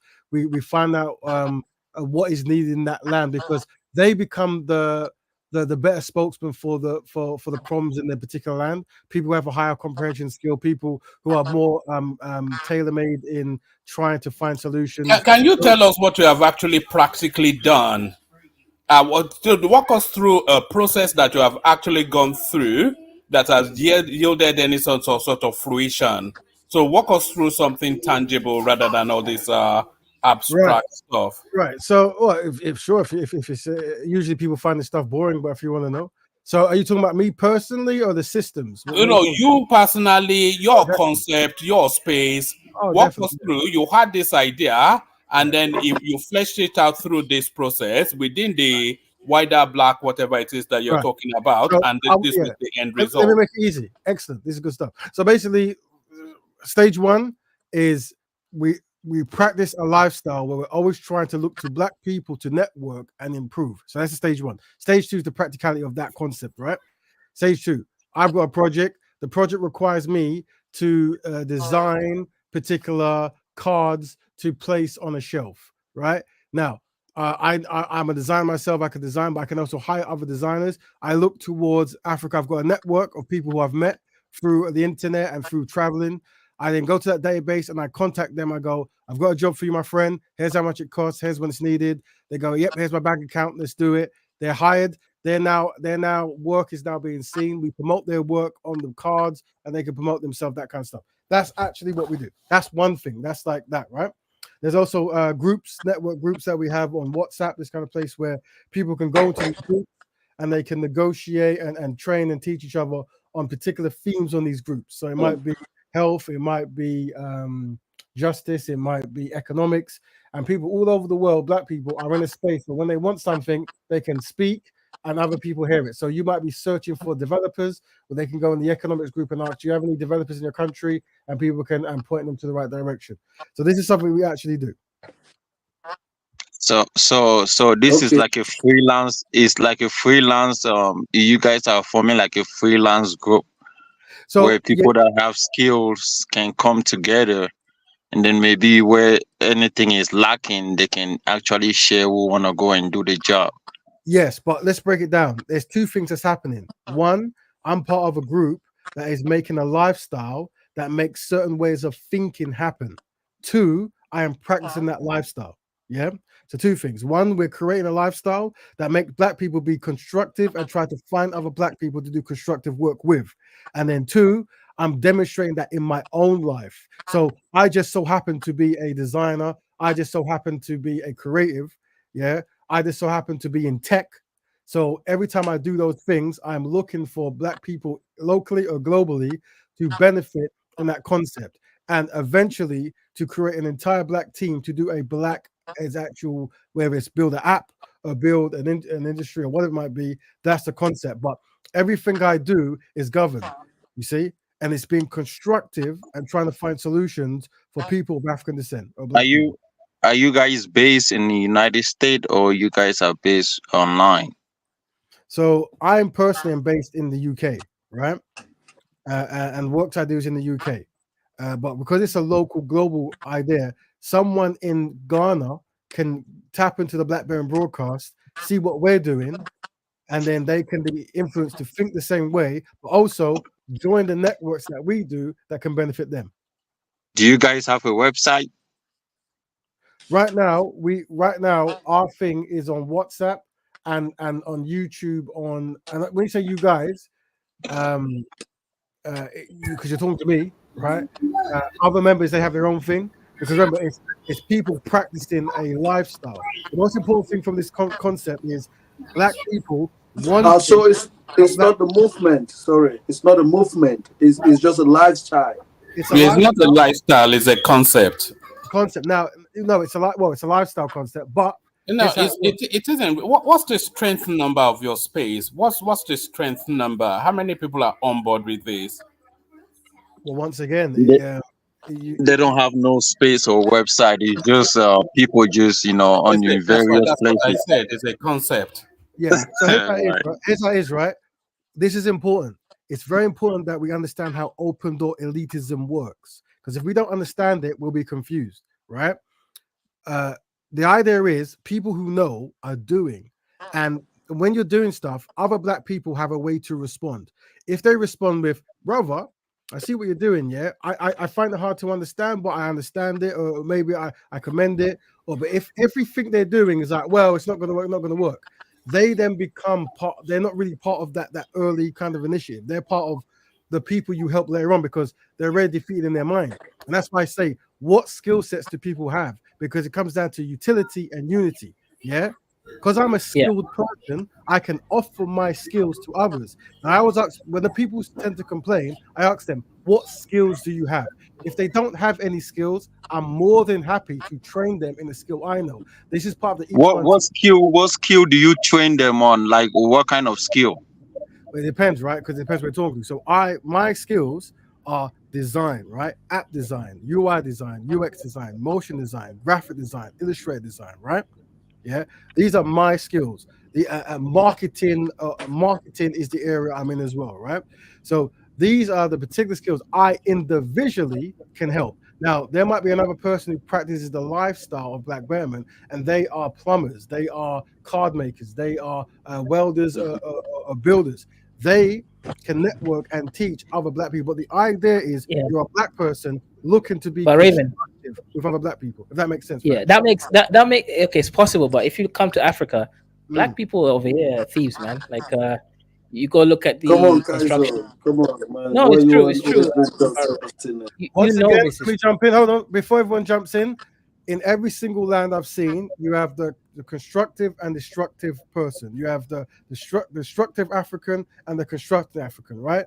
I think I had a sign here. I'm probably got rid of it, which I hope not, right?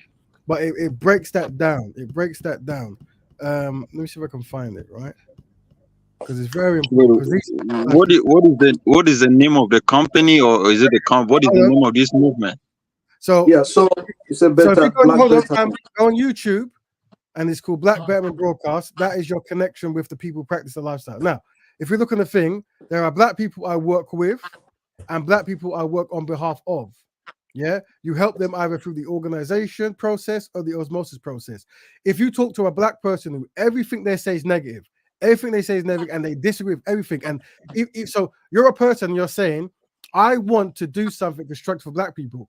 If everything they say is negative, then you can only help them through osmosis. You can never help them with organization, because that's their destiny, right? That's their destiny. So that's why you have to be an open door elitist, where you look for the most intelligent, driven, i.e., utility and unity, to work with. And that's why I always ask people, what skills do they have? You find the people who find things I think people we're not Do you disagreeing. We're just trying to. Do you consider yourself? Hold on. Who's speaking? Hold on. Do you consider yourself intelligent, Rap Raven? Do you consider yourself intelligent? I would like to think there's some form of intelligence. I would like to think there's something there. All right. So I think that people are not like Wait, hang disagreeing. on, hang on. It's just Sorry, like just one the second. same thing. So Olalo. I just think what you're trying to do is to create a kind of a Fiverr for black people where they can go and look for other black people who've got skills. Well, hold on. That's reasonable. That's a good thing. That what you said, that's a good point. So me, Yeah, personally, that's hold on, reasonable. But let me finish. but No, people That's are not really necessarily a bad thing. You don't yeah. It's discourage not. it. No, one at a time, Yeah. It's not fam. a bad One thing. at a It's time. not a bad thing at Let's all. learn together. Let me Let's learn finish. together.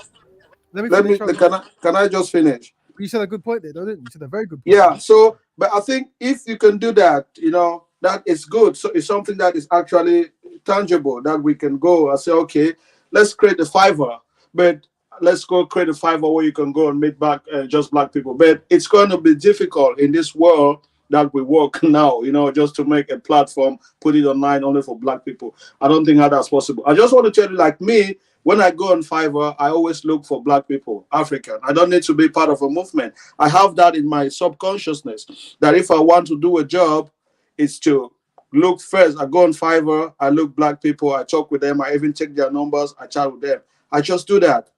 And it works. I've met Nigerians, Kenyans, a good job for me. Let me say this. Hold on. This is what you're saying is important, and we're all gonna learn from it. So I love it. Sorry, Rap. Yeah, let me just come in and then you hold on. Then you wrap it all up. What you are talking about, they used to call it the black pound back in the day. So what you are talking about is the black pound. Yeah. And 10 points for that. Let me just go back to the brother who was just speaking. Here's what it is, yeah. Something is wired in your brain to be that way, and that's beautiful. But unfortunately, something has happened in many brothers and sisters' minds that doesn't let them do that. So by creating the template to make that possible is what we're doing. We're creating a lifestyle where that's automatic. We teach kids this concept. You see, what happens in many of the lands is you're not taught to actually look out for the best interests of black people. So now we're making that concept a lifestyle. Remember, this is branding and this is marketing now, because without those two tools, the outside world influences will make you not do that. Yeah. So other community groups will make you subservient to their needs and not dedicate to your own collective needs. So how we're going to tackle that is with a lifestyle and a blueprint, and that's what we do with the Black Betterment broadcast, if that makes sense. All right, let me just come in here. No, let me just ask him a question. One more, please. Brother, what is your nationality? What is your nationality? Afro-Caribbean. But I have a British passport. That's what I mean. I have a British passport. Everybody has a British passport. What's your origin? Yeah, right. What is your origin? Afro-Caribbean. What country? What in the Well, it's like this. Jamaican. Say Afro-Jamaican. There you go. Jamaican. Oh, Afro-Jamaican. Say you're Jamaican. Yeah, just say Jamaican. I mean, instead of not saying UK. Okay. All right. The thing is, because I'm based in the UK. If you're based in Canada, regardless of where you're from, there's certain things you have to do because you're in Canada. Right. All right. Let me ask you this. You keep saying we. So how big is your team? That's one. And then this concept that you're describing, I'm not sure if you consider it to be new and innovative, but there used to be a concept called the Black Pound, which has been in play for quite a few years now. And the Black Pound essentially is implicit in the name is to keep the pound within the community. So essentially, what you're talking about seems to be a hybrid of the Black Pound. But really, you keep saying we. So what's the strength number of your team? So basically, when it comes to speaking, when it comes to meetings and stuff, the Black Betterment broadcast has a small number of people who weekly come on to discuss these issues. So you could say maybe 20, at most 20, at least 10, right? But I am the moderator of that concept, right? So I moderate, I collate, and I'm writing the blueprint to help black people. But remember, forget what I'm doing and forget what is there. What's more important is making black people take responsibility for fixing black issues. Some people can do it by their own instinct, like the gentleman just said, but some people, they need a branded supplement to do that. Black Betterment is the branded supplement. You see, that's how marketing works. You subscribe to something. There's something that can be described that makes people do things, but we're also going more deeper. We're having processes like marry a black woman, be constructive, learn a trade, eat healthily, watch out for diabetes, watch out for high blood pressure. All these things is making black people operate on a That's better good. way. There you go. Yeah, I think what you're doing, I don't think anyone can say you're doing something wrong. You're just trying to better up your people, and I think every race wants their race to be better. But the idea is I think it's just a way of life that it is good, but like just being an isolated movement, that's where I don't understand. But anyway, I wish you do what you do. You know, no one can tell you. So everyone, we give thanks to everyone, but it's like this. When we say isolated movement, if you came to me and you said, brother, yeah, I'm based in Africa, right? And I'm trying to come up with a logo to help black children in Kenya and Ethiopia because they need to learn something, right? Because I practice black Betterment, I go, well, brother, talk to me, maybe I can help. You see, I don't go, well, that's a good thing you're doing there, the fact that you want to help kids and good luck with that. What I'm saying is the lifestyle makes me take interest and see if I can help. Yeah. And it doesn't separate me from black people on the continent or in the diaspora, yeah, or different tribes. Yeah. It pushes me towards trying to find solutions if I can. Yeah. And if I can't, then maybe I can point to the right direction. This is why the lifestyle is important. That's why no matter what no one says here, I will always be constructive. You know what I'm saying? Because the lifestyle and the blueprint has put ways of processing how black people are. So it's like I know how we are as a collective. I've seen what's been done to us, but I'm still going to be dedicated. Understand you might lose a battle, but the war's still there. Does that make sense, family? Yeah, you're not. But this is the thing: you will not lose. I think Kifaru, sometimes. you say the truth. Kifaru, hang on, brother. Your partner is all your partners in your business. Are they black or you have some Chinese and Asians in there? Are you asking me?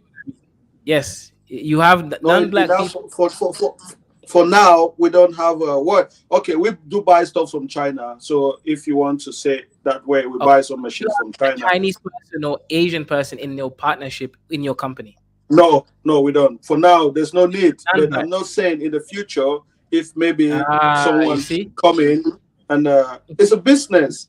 It's a business. It's in the future if we have something that we know is going to be beneficial and we can control it. I'm not saying we're selling it. You understand? To me, it's just a business. I don't see having a business. We have some other shareholders who are not Africans. Is stopping African people from progressing. I don't how. Okay, so I would also say like the issue with the hold on, brother. To answer the question, I'm the same dude from Continent Over Everything. They've been asking in the group, so I'm the same guy. Go ahead. Oh, right. I see. Yeah. So no, here's the issue that I have with the Black Betterment, right? Jude, why did you run from Africa? What the heck is this guy talking about? This guy is talking about business. Now you're talking about why running from Africa. Come on, guys. Why did you run from Africa? Guys, so don't divert, man. You are the moderator. Why are you digressing? There's an important topic on the ground, and you talking about why did I run? Kaizo, let me tell you, the only problem you left UK. Kifaru, hold on. The only reason Kaizo left UK because he was being chased out of UK. If not, he will have stayed in the UK. Kaizo, this is the thing. Hold on. Listen, if we can while I'm here, let's try to be solution based, right? And hold on. Even this brother right here wouldn't even leave UK right now to go to Jamaica, to move back to Jamaica or Africa. Hold on. And listen, give me 5 seconds, then you can jump in, right? Let me say this. Let's try to talk about ideologies over individuals. The reason is because I say that unfortunately black people individually efficient but collectively inadequate. We will keep going around talking about how people personally feel. You will see that no matter how much people try to mock me or make fun of me, I won't write it because I come with a collective mindset, right? I'm saying that let's all try to do that and try to put ideas before individuals, right? If that makes sense. Yeah, that's true. Yeah, Judah, you have to be nice to me, Israel, let's be kind to each other. Kaizo, now you throw me under the bus, Kaizo. This is the thing. Let me address Kaizo. All right, to the guest, leave Kaizo alone. We have a guest. To the guests, still staying within that collective mindset. Have you been to Africa, and what was your experience? Yeah, I've been to. I went to the Gambia. I went to Gambia. I went to Egypt. I'm going to be going to Nigeria and Ivory. Ivory Coast. I would like to go to the Ivory Coast. I'm more likely to go to places that speak English because I speak English. But Okay. but I would like to go all over, to be honest. But I do work in Gambia and I've been to Egypt. But I mean, I'm from the Caribbean. How long were you in Gambia for? Do they speak English in Egypt? Can you hold on? You guys, come on, man. You guys should slow down. How long were you in Gambia for? 2 weeks. 2 weeks. Yeah. So that's the totality of your black experience within the African space. 2 weeks in Gambia.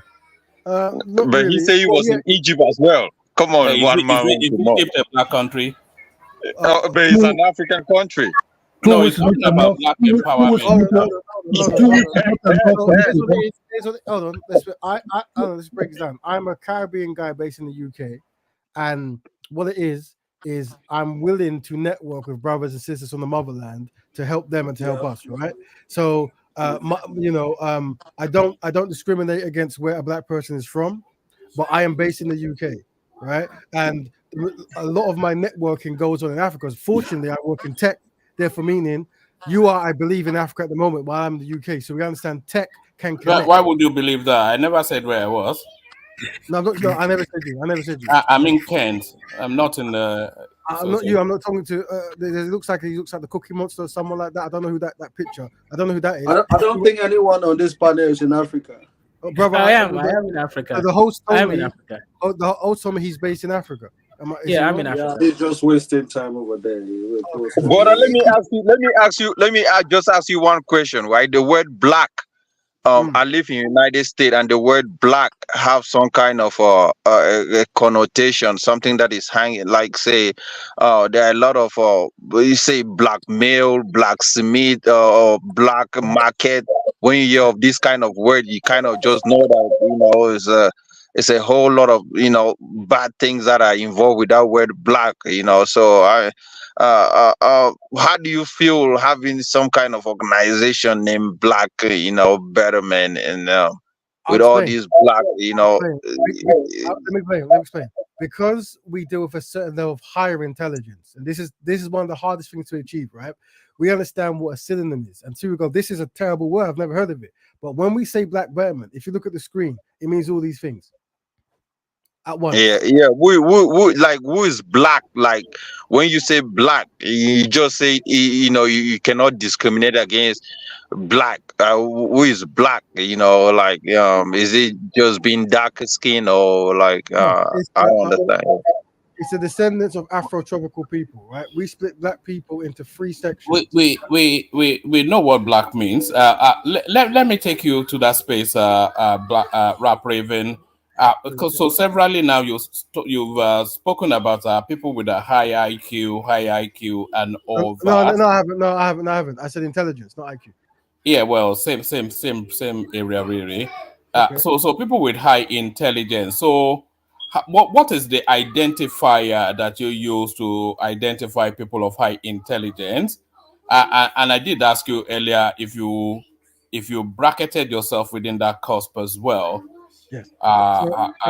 Here's how we define high intelligence. And this is all the forms of intelligence: emotional intelligence, formal intelligence, intellectual intelligence, and also relevant intelligence, right? But we're saying this: we are looking for black people who are willing to be constructive and practice utility and unity, right? Those are the intelligent people we want to deal with. If we deal with people who have no sense of doing that and they're constantly practicing drive-by criticisms and they're actually there to sabotage progress, then we will only help them through pro bono and osmosis. There's no other way to work with them because they've been conditioned to be self-saboteurs, you see. So that's what it is. And you feel that you're equipped to interact with people at that level? What, people who are sabotaging, you mean? No, people high-functioning people. Well, it's not that you feel that you're equipped to. to Well, it's like interact this. with us. Yeah. It's like this. I'm based in the UK. I'm functioning. I have profitable things going on, and I talk with people of a similar ilk. So those people, yes, it qualifies. Yeah. I wanna ask you a question. You say you had problem paying people in Nigeria. How do you pay? Do you pay to direct deposit or through checks or to how and what kind of payment? I mean, like so, how what kind of payment do you do? Why Normally, is difficult? no, it's not difficult. The question was, I think someone might have music on in the Can background. someone mute, man? Ola, If you you are need not to talking, mute can you the please music, mute? or copy. What's all this? Yeah, there's a lot of traditional music going in the background. Yeah, what I was saying is no, the question was asked. Well, traditional music offends you? No. I'm a music composer, so it won't offend me. No, but what I would say is the question was asked: do you find it difficult working with people on the continent? I said no, not at No, all. no. What I asked was, how do you find it difficult making payments? Yeah, I mean, what kind No, of before payments that, do you do? Do hold you on. do bank to Before that. bank? Is it a bank to bank or Yeah, checks bank or? to bank. Yeah, international payments, and Western Union are now what's the one? eBay. Is it eBay as well? Could be a way, but this is only when international payment doesn't work for whatever reason. Yeah, that's what it is. I mean, for a company that is like thinking of skyrocketing or scaling. I mean, you cannot be using rank and file payment system like gift card payments and all of Oh, that. family. Let me jump in. Right, everywhere I go, remember we're talking about open door elitism. So there's a pattern. The pattern is we talk about individuals over ideas, and that's because we're collectively inadequate. So what we're doing is we're trying to find people who understand the value of talking about ideas. I'm here promoting the idea. Now, individually, I've paid hundreds of Africans. I've been to Africa. I've been to the Caribbean. How do you pay them? Where do you get the money? Where do you get the fund to pay them? So what do you like? Say if you do a service, do you get paid from the service you do, or how do you pay? It's like this. If you want to know how I make money, yeah, I'm an independent contractor in the arts, right? Meaning I can offer a service in sound engineering, music production, graphic design, app design, animation, video editing, web development, marketing, and I've done for years, right? And as an independent contractor, I can do that for anyone, right? To anyone, as in that's the service I provide, right? Oh, Also, hold on. I might be asked, sir, can you come into our company and help us with our marketing? And when I go in, I then become a team manager. So it's like, okay, I'm going to need the budget to hire people.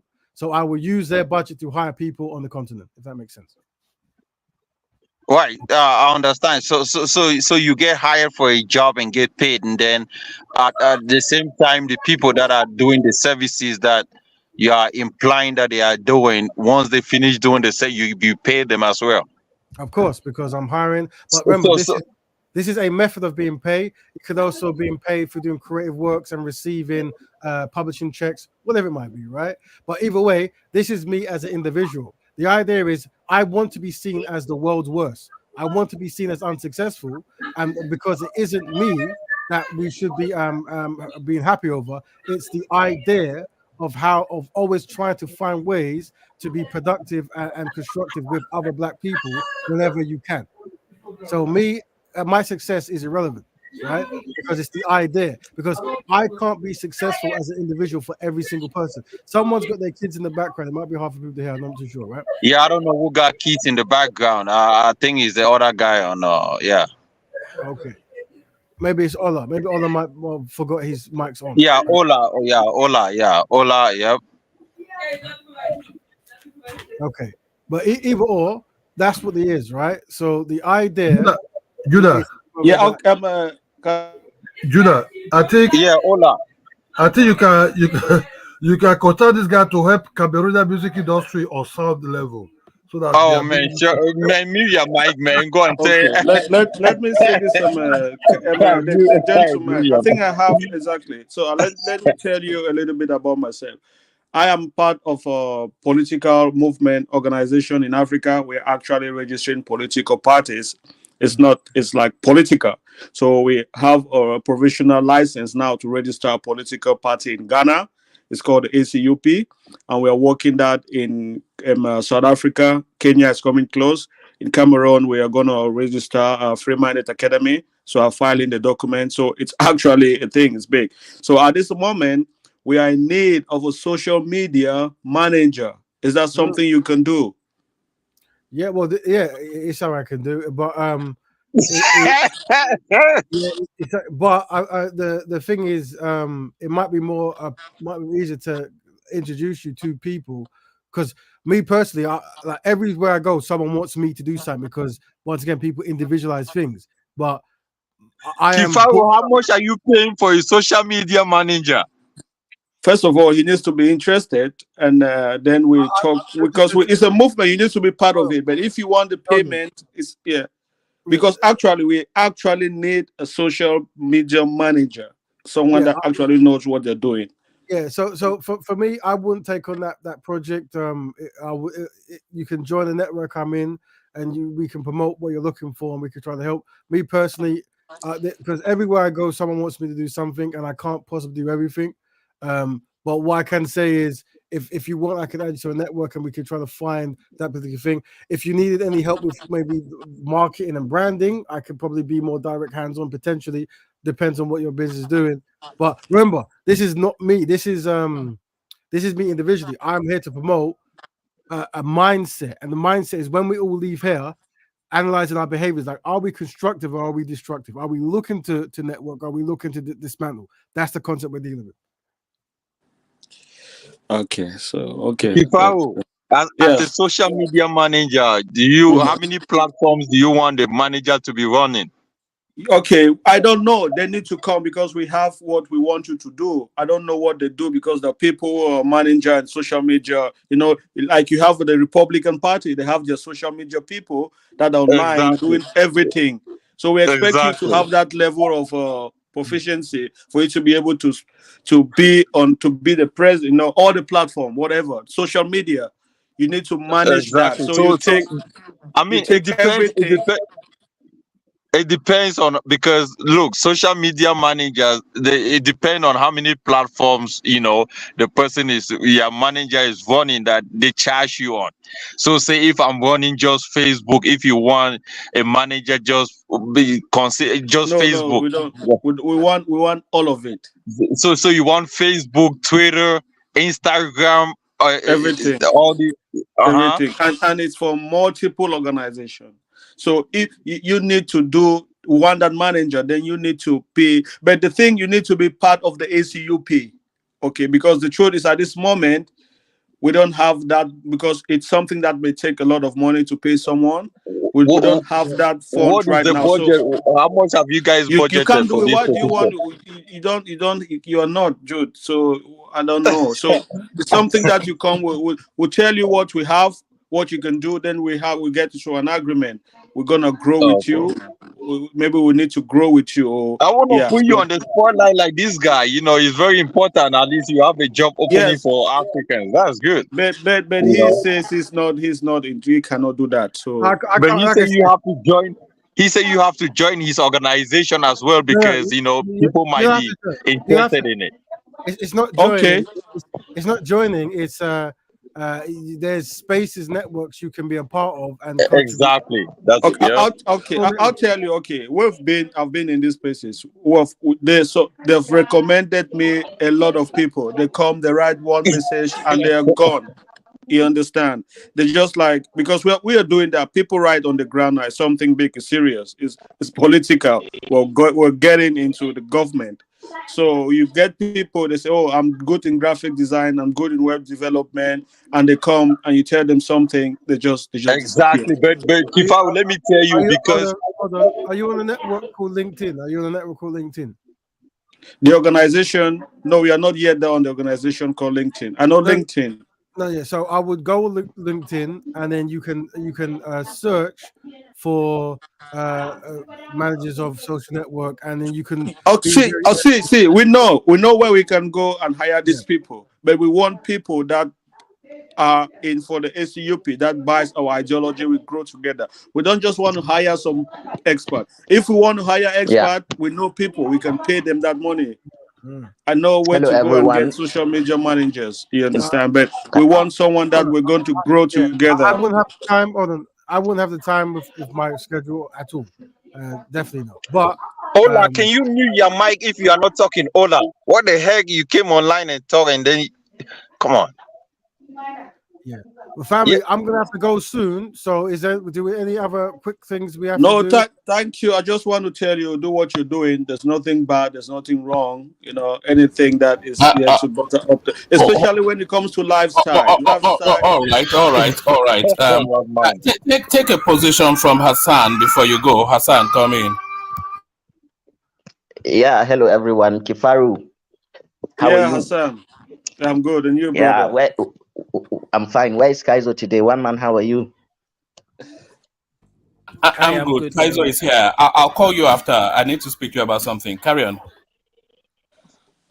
Okay. Look, guys, our discussions yesterday. I just came online and then I heard you guys discussing about organizing and doing something on the ground. And I'm hearing Kifaru talking about media strategy, social media strategy, and finding someone to manage social media and things like that. Now, yes, yeah. So I would like to be part. Man, go fix your mic, man. We cannot hear you. Do something that says. I can't hear you. Am I the only one not getting you well? I'm in Nigeria. Continue, and I fixed your family. If there's any questions to me directly, if not, I'm gonna have to. Jump any questions for the guest? Let me ask him one more question. I mean, he has not still tell us how many people are. Finish. I'm not done. I'm not yet but done. your mic is messing up, sir. I mean, if you can fix your mic, then go ahead. Two things, family. Your mic isn't working, and because I'm gonna go and I'm the guest. If you have a question for me, formulate it. But I think the gentleman wants to go. But I think I did answer. I said Fridays 10 p.m. we get average of 10 to 20 people. They contribute. They are part of the process of Black Betterment. Plus people in the background who don't come on. I can't quantify it because it's like asking me how many vegans there are because the lifestyle spreads. But this is the core where you find how the lifestyle develops. So if you're interested, you can come along and then you can ask questions of the show.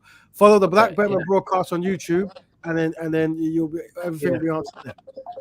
Yeah, thanks a lot. That's good, man. Thanks. Yeah, we appreciate your time, and it's good that these Black people can know the alternative to the other stuff that I cook over here. So it's good to see the contrast of, it's good that we have diversity of Black people. You have people like me, then you have people like you. So when we come together, chaos and order comes together and creates the next great best thing.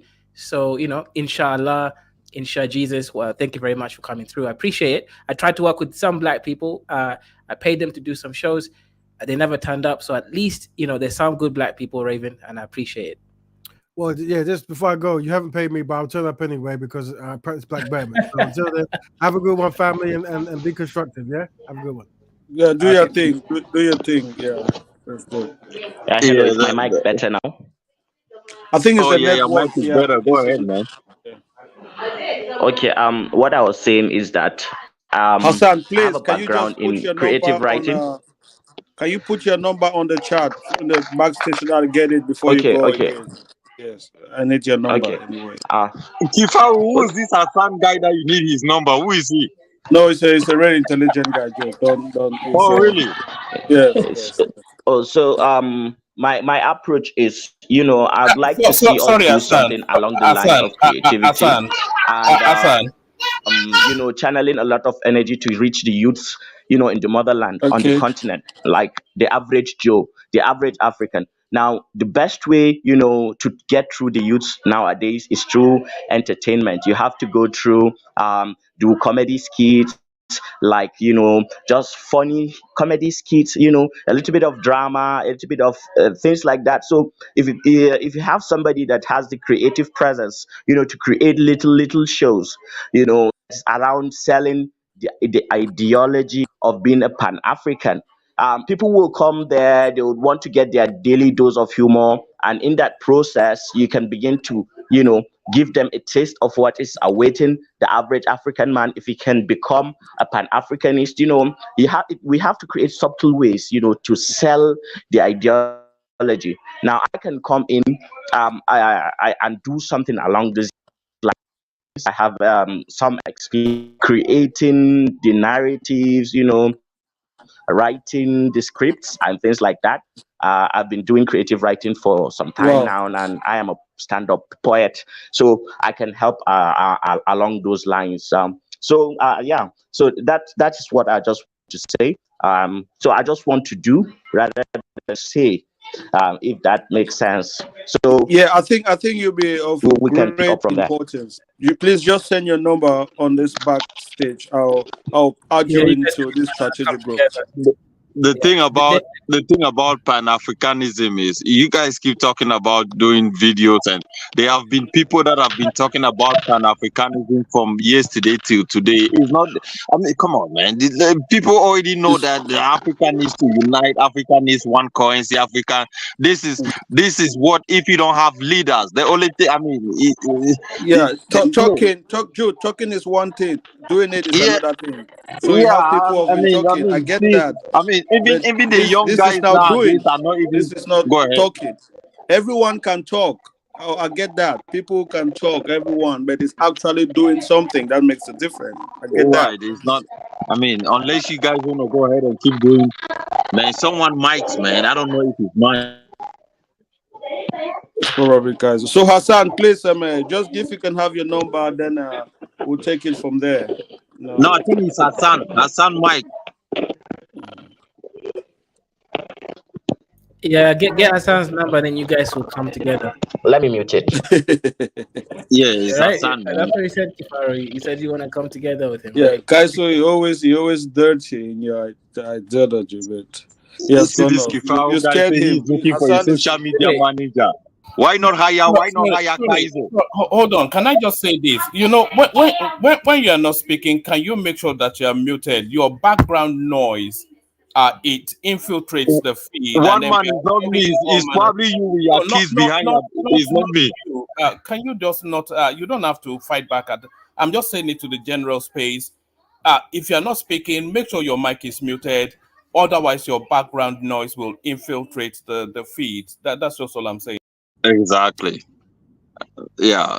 Kaizo, why is Kifaru not hiring you to join that movement for a social media manager? You are good in these things. No, Kaizo, come on, man. If you want your social, if you want your movement to fail, I actually don't have the time right now. He has not got the quality even to manage social media. It's not his thing. He can do something. I manage the biggest channel on the Afrosphere, Kifaru. Name me one bigger channel. Dustiness. It's not for dust. Kifaru, I closed all the other channels. I put some juju on all of them. Kifaru wants a professional. But Kifaru, you're on the Telegram chat. How come nobody on the chat want to do it? Juju, because none of those people, they don't have the quality. I'm not trying to get some goofy. Oh, really? They don't. No, they don't. Do that. I am a Kifaru whisperer. Kifaru is looking for someone who will work for him for free. You get that? Exactly. That's what I was asking about the project. No, it's not me. It's a whole movement. It's not me. Exactly, a free How movement. can you say they don't have the qualities? What kind of qualities are you looking for, man? To be a social media coordinator, you need to be like a creative writer. Well, how much you need to be. How much? You That's what guys I was are asking not. you. How much do you pay? You have all these. How much do you pay? I don't tell you if you don't have the quality. That's why I want to speak with Hassan. So what are the qualities? Okay, give us the quality. Hassan has got the quality, creative writing. He's a poet. Are you a poet? Can you do creative writing? Yes, I am a poet, Kifaru. Let me see. Kifaru. See, a social media manager is different from a poet. That's what you don't understand. He's got social media. See, yes. He's a creative writer and he's a poet that is going to add to his CV. But he did not tell you but he has no writing. experience on social managing. How do you know? He has it. Ask Hassan, or how you call him? Yes, it's Hassan. Yeah, Hassan. I don't think he has experience on social managing. That's what he just said. Also, He has. Kifaru, He are has. you sure you want to work with the Fulani? You don't like Fulani, so Kifaru is a move. No, I speak. It's not. It's not me. It's not. It's my organization. My organization is not me. That people from so all you don't like all Fulani, parts but your of organization shall Africa. kill There are Fulani. Nigerians there. There are everyone. You know. So it's not Wait, tell something us like how for. much do you pay Kifaru? Because you're trying to scam us to work for you for free. No, How much I'm not. do you pay? You come. You tell us your money. We I am come. We not a put social you. We have a media board of manager. directors. I'm a creative content creator. Great job. Creative That's content good. That's creator good. is a lot different from a social media manager. I can create the content, but somebody must manage the pages. Man, That's okay. Are you based in Nigeria? Or are you where are Yes. you based at?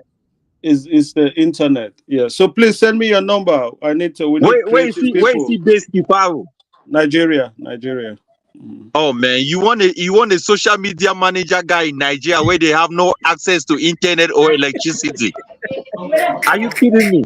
Your social media manager has to be Are you online are you are you are you 24/7. are you all right too? Are you okay?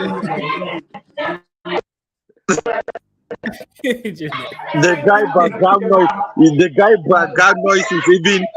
Oh man. Hey, look at what everybody says. This ironic coming from Kaiser.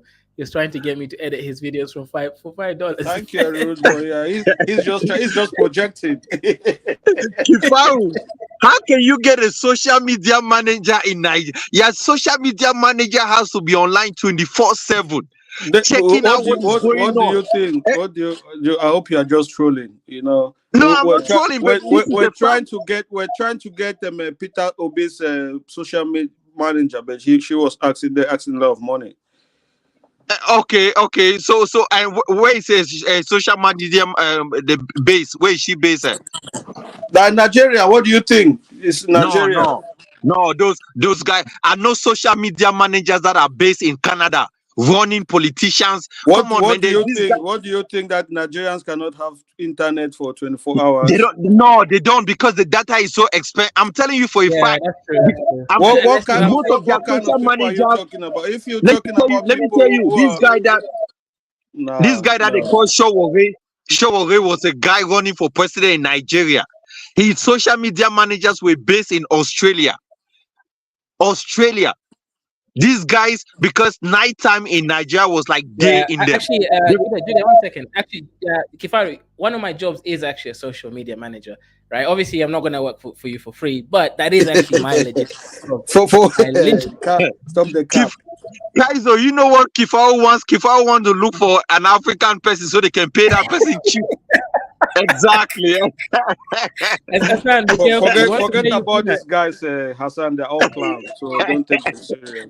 He wants to make you a Nigerian slave. They're clowns. So please send your number. We need creative writers. Forget about these guys. They're clowns. That's just what they do all the time. We can't take them serious. So just send your number. We'll contact you with the executive, and we'll speak to you how you can help. And you need to be there. We'll give you contact with a Nigerian guy. So we need to work together. We're building. It's big. You know, we start having calls from people we didn't expect they can call us. You know, so we That's want people. good, man. Yeah. I can't believe we all started this organization together. I mean, us in this Kaizo, everybody, and now it's expanding. This is just the beginning. It's big. Well, that one I had to merge. No, it's not that the Pan-African Alliance. I merged You with met something that else. other guy that you bring on your panel the other time, the guy from Congo. Yes. Kabila, yeah, Kabala, and yes, Ghana, that's the ECUP, yes. Oh, okay. There's not only Congo. There's Ghana, there's South Africa, there's even Kenya. But the Kenya one, there was one that we sacked because he tried to scam everyone. Just a Kenyan one tried to scam people. Really? So, yeah. It's scammed an African American woman $2,000.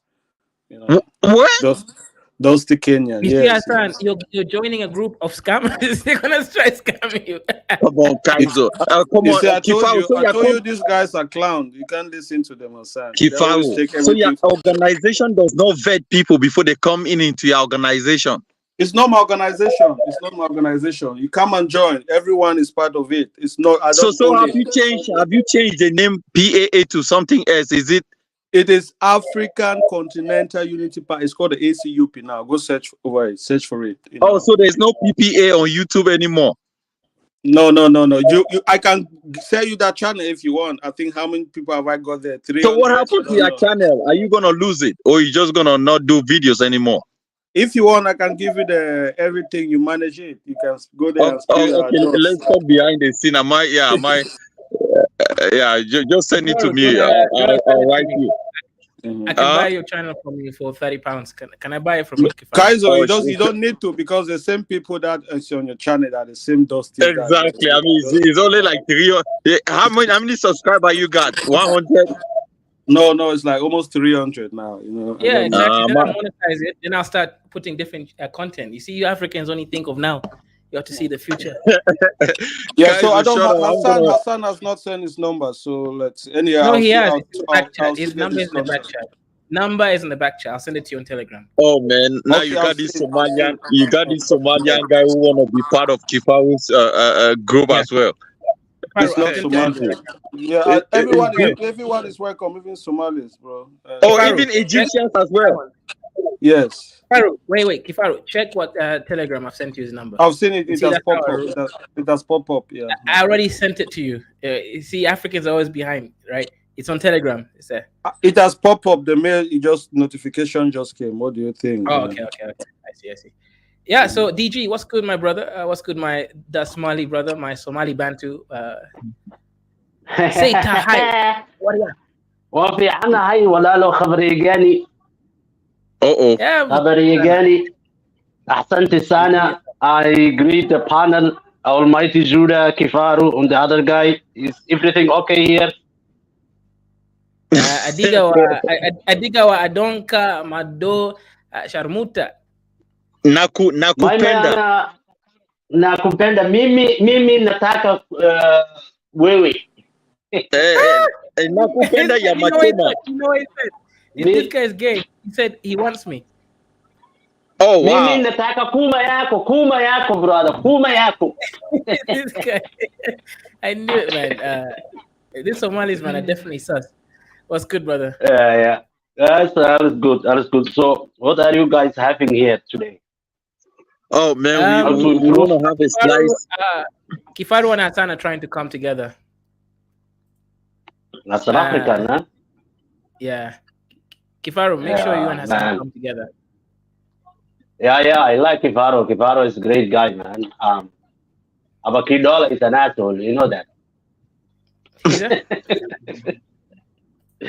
Kidola is an arseflow. But Kifaru is good. Judah is good. So what's the topic? How to improve the African or the Africa as a continent, or the African why did you run away from Africa? Why did you run away from Africa? Look, why are you in Africa, Jude? Today I'm in Africa, my friend. I'm happy holiday. These two guys are in Africa. But I don't know why Kaizo is doing in Africa. Kaizo should not be in Africa because it's not productive. I don't know if you call Morocco as an African country, but I am in Morocco this week. Yeah, we are having a family. Oh yeah, Kifaru is looking for someone to join the organization from Morocco or Somalia. Are you ready to take the responsibility? Yes. I am already in. Are you going to be safe in Somalia because we have it's a Pan-Africanist ideology? Are you sure they will not shoot you, Al-Shabaab? No. These guys are already done, man. They already gone. They are. Okay, because we don't want to put people in danger. If you want, give me a number. We're gonna create a Somali section and introduce it to people. You will be surprised. Yeah. I'm for it, man. Al-Shabaab is gone. It's already done. Okay, that's fine. That's fine. We want everyone in. Share your number. These guys are always saying Al-Shabaab is done. It's very far from done. That's what you want. Dude, my friend Kaiso, that's what you want. That's why you support them, you asshole. That's why you want to weaken the Somali government. Yeah, you give them here some weapon, you give them here some, and you get that project from the United Nations so you can control the Somali sea or Somaliland or Somali air or whatever. But we know they are gone, and they fucking gone. Alhamdulillah, they gone. Is that your We daughter kick on them the out. thing? Oh yeah. Is that your No, this, daughter? but it, That's his son. Eh? that's my son. This is my son. It's a It's boy. That's It's a a boy, boy. obviously. Kifaro, man. Okay. All right. Do- Sorry. He's did a you, kid. He's a 7-year-old kid. His name is Jibril. Well, he looks He's like a my girl to favorite me born, on yeah. that picture. Anyway. I knew it's, Kifaro. Yeah, I Kifaro is mean, weird. He wants to come with Hassan. Now he's looking at boys, thinking they're girls. Come This on, guy's weird. Kaiser. Come on, man. Come no, on, he's a Kaiser. baby, You man. He's a crazy. child. Stop it. So, Don't talk about DJ, children. Look. Tifa, we have to sign DJ in. He is now ready to Yes, take the mantle DJ. in Somalia. DJ, if you're Yes. interested, it doesn't matter. You must not be in Somalia for now, okay? You just need a Somalia coordinator. You know, Yeah, I will be there, yourself, brother. you find your own I people will. because Kifaro, you're there's working no in people living Somalia. in Somalia. Eh? I don't know. Yeah. There's no people living in Somalia. I can work anywhere, man. And you know, now today we don't need to be physically there. You know, we can work in when Somalia's we internet come, is so tell good. you how we'll tell you how we operate because you're gonna do things that is particular to Somalia, but we're working in a collective. We don't tell you not to do your Somali thing. So it's just only Somali people will be there. You understand? Is your wife light skin? Sorry? Is your wife light skin? Yes, Yes, Okay. she's light All skin. black Why men are you are- asking me, man? Come on, you know I am very conservative. I don't talk about my family, yeah? Exactly. I don't know why these guys always want people to talk about your family. It's like No. Family is Kifaru, man. you saw what Hassan wrote on the background. He said, "I'm no social media manager." He said, "I'm more of a creative." I mean, yeah, what the it's hell? What okay. kind of It's English okay. is this? It's okay. It's okay. I mean, but what You kind see of what- English? Wait, Kaiser, hold on. He said, "I'm no social media manager. I'm more of a creative. I'm It's fine. It's a volunteering. creative writer. That is okay. I'm That's okay, dude. volunteering, and we'll You see see, where we go from." Dude, East That's it. Africans like people working for free, man. You can never trust them, man, in this movement. Kifaru, I have a question. As a new member of your organization, do we have to pay some kind of a fee or Yeah, just membership? we have okay, this is the thing. You're gonna register for membership is $2 for a year. Okay, good. Yeah, that's the only that's thing fair. you need to for so that for you to talk, then we listen to you. You must be a member, and it's $2 a year.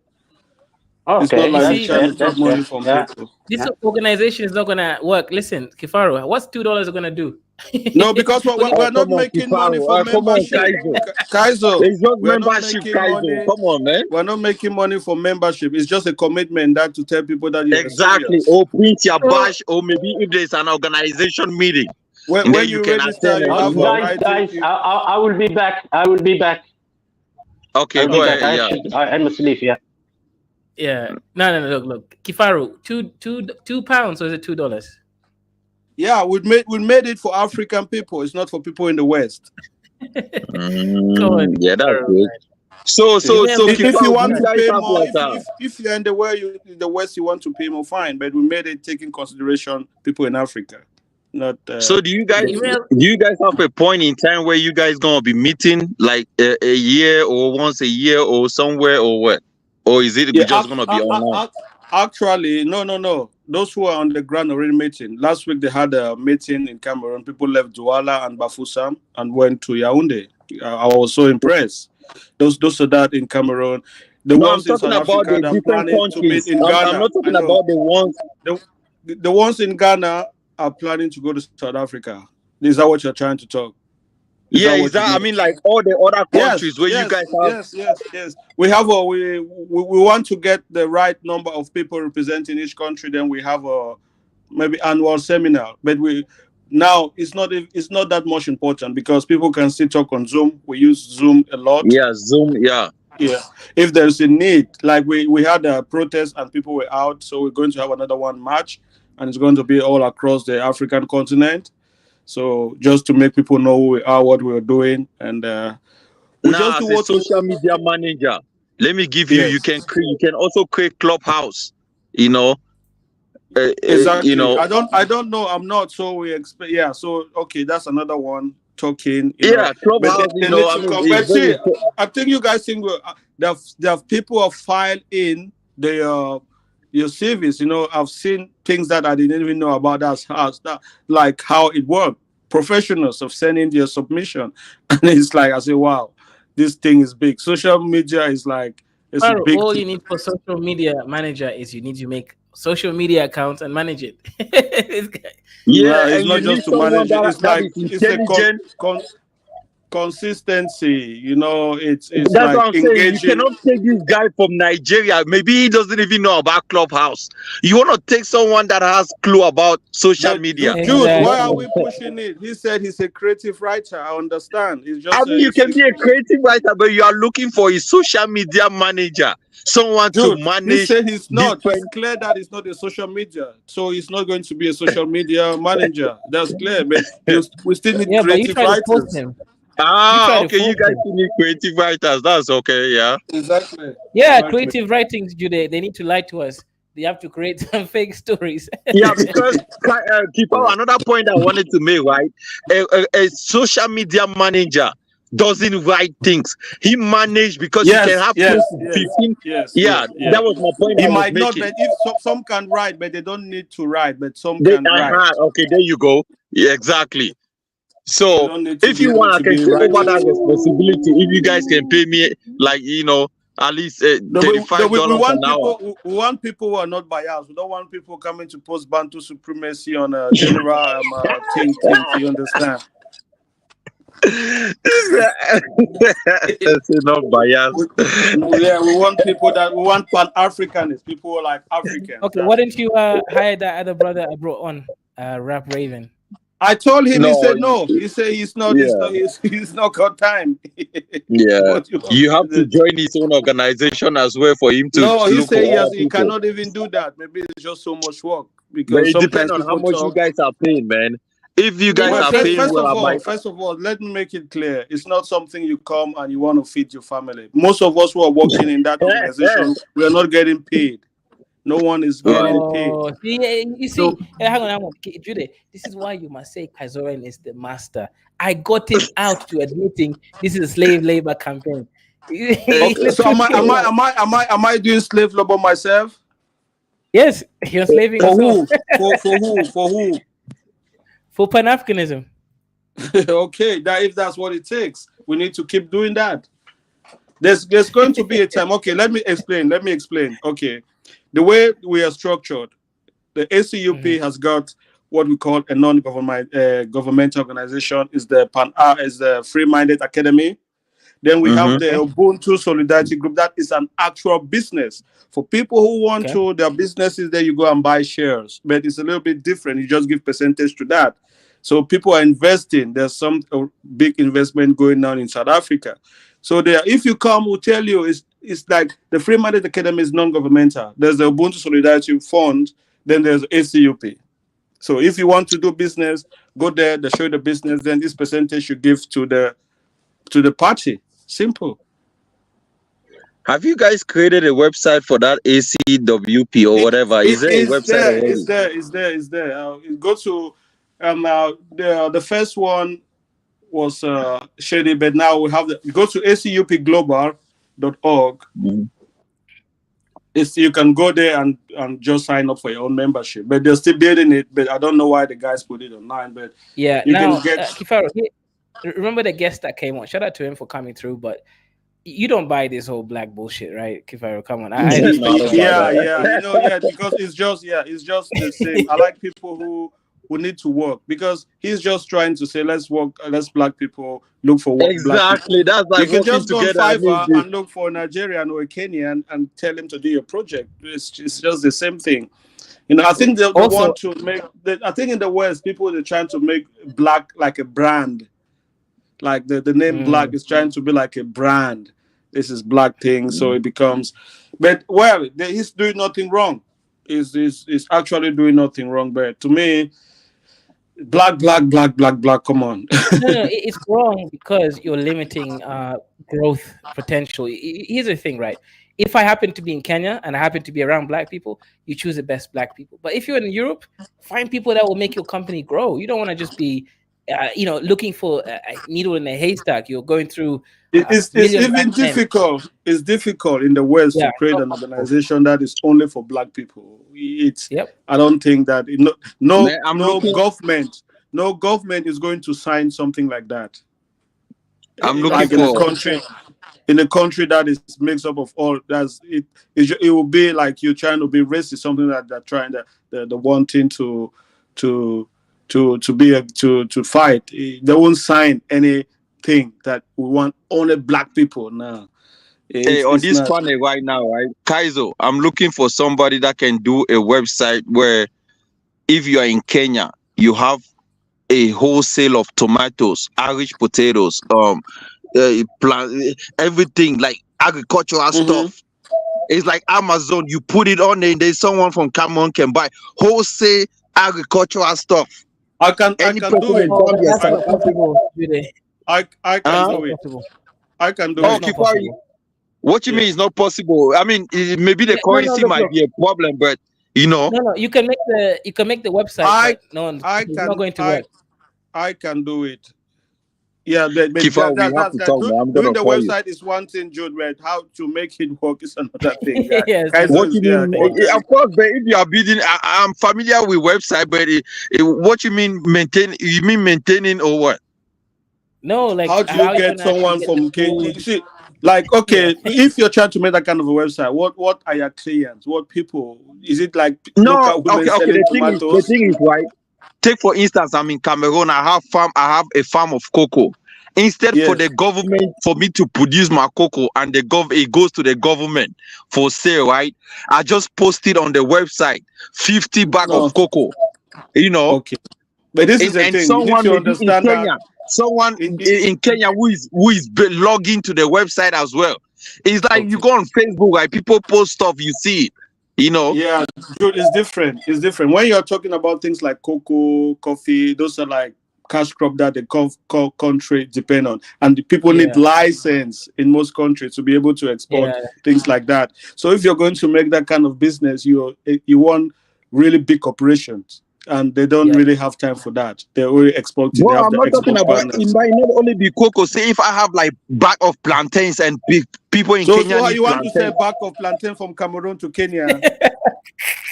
These are how do Chinese people how do people buy stuff from China in Africa? Dude, come on, it's not a bag. First of all, to transport that you need the roads. How the best thing you can do, create it for each country. Maybe create it only for Kenya, only for Nigeria, so that we need themselves. But not like someone buying from Cameroon to Kenya. That's not going to work. You still don't understand it. I was just quoting example. If a person is in Kenya that have plantains already, it goes your FYP, your page. It shows the people nearby. You have these items. That's what I'm saying. It should be Kenya, right? Yeah, Kenya, of course. Okay, because you want a website that everyone. So when they say it is okay, I get what you mean. Look, hang on. You're gonna have list of countries in Africa, right? If you want to choose if you want to choose Kenya, you choose Kenya. Exactly. But if you want other countries as well, you can still choose them. Yes. So if you're in Kenya, you look for those who are in Kenya who are selling plantains and things like that. Yeah, exactly. Just agricultural stuff. All kind of spices. I can do it, but it requires a lot. It's gonna take you. How much do you have as a budget for that? Now you're asking budget. I was asking how much do you have as a budget. You keep going round and round and round. No, because we can discuss because this one actually you need to. It needs server space. Okay? Yeah. Okay. Server. Yep. It's not a big number because people will be uploading files, pictures. Whatever. Exactly. Yeah. You need a big space. Then you need fast. It's only that alone is going, and it's something you're going to pay each month. It's not like a one-off thing. It's not you are paying server for 1 month. No, of course you pay server. You pay server every month. Exactly. I want to ask you, what programming language are you versed in when it comes to front end and back end? For back end, I use Python.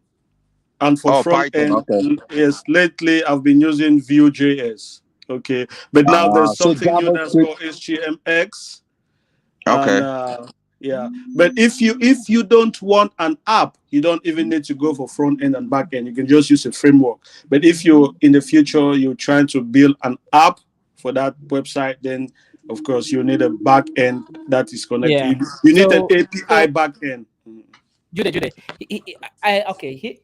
I will take your idea and make it better, right? The problem is, right? So let's Right. let's define the problem. In Africa, let's use Kenya.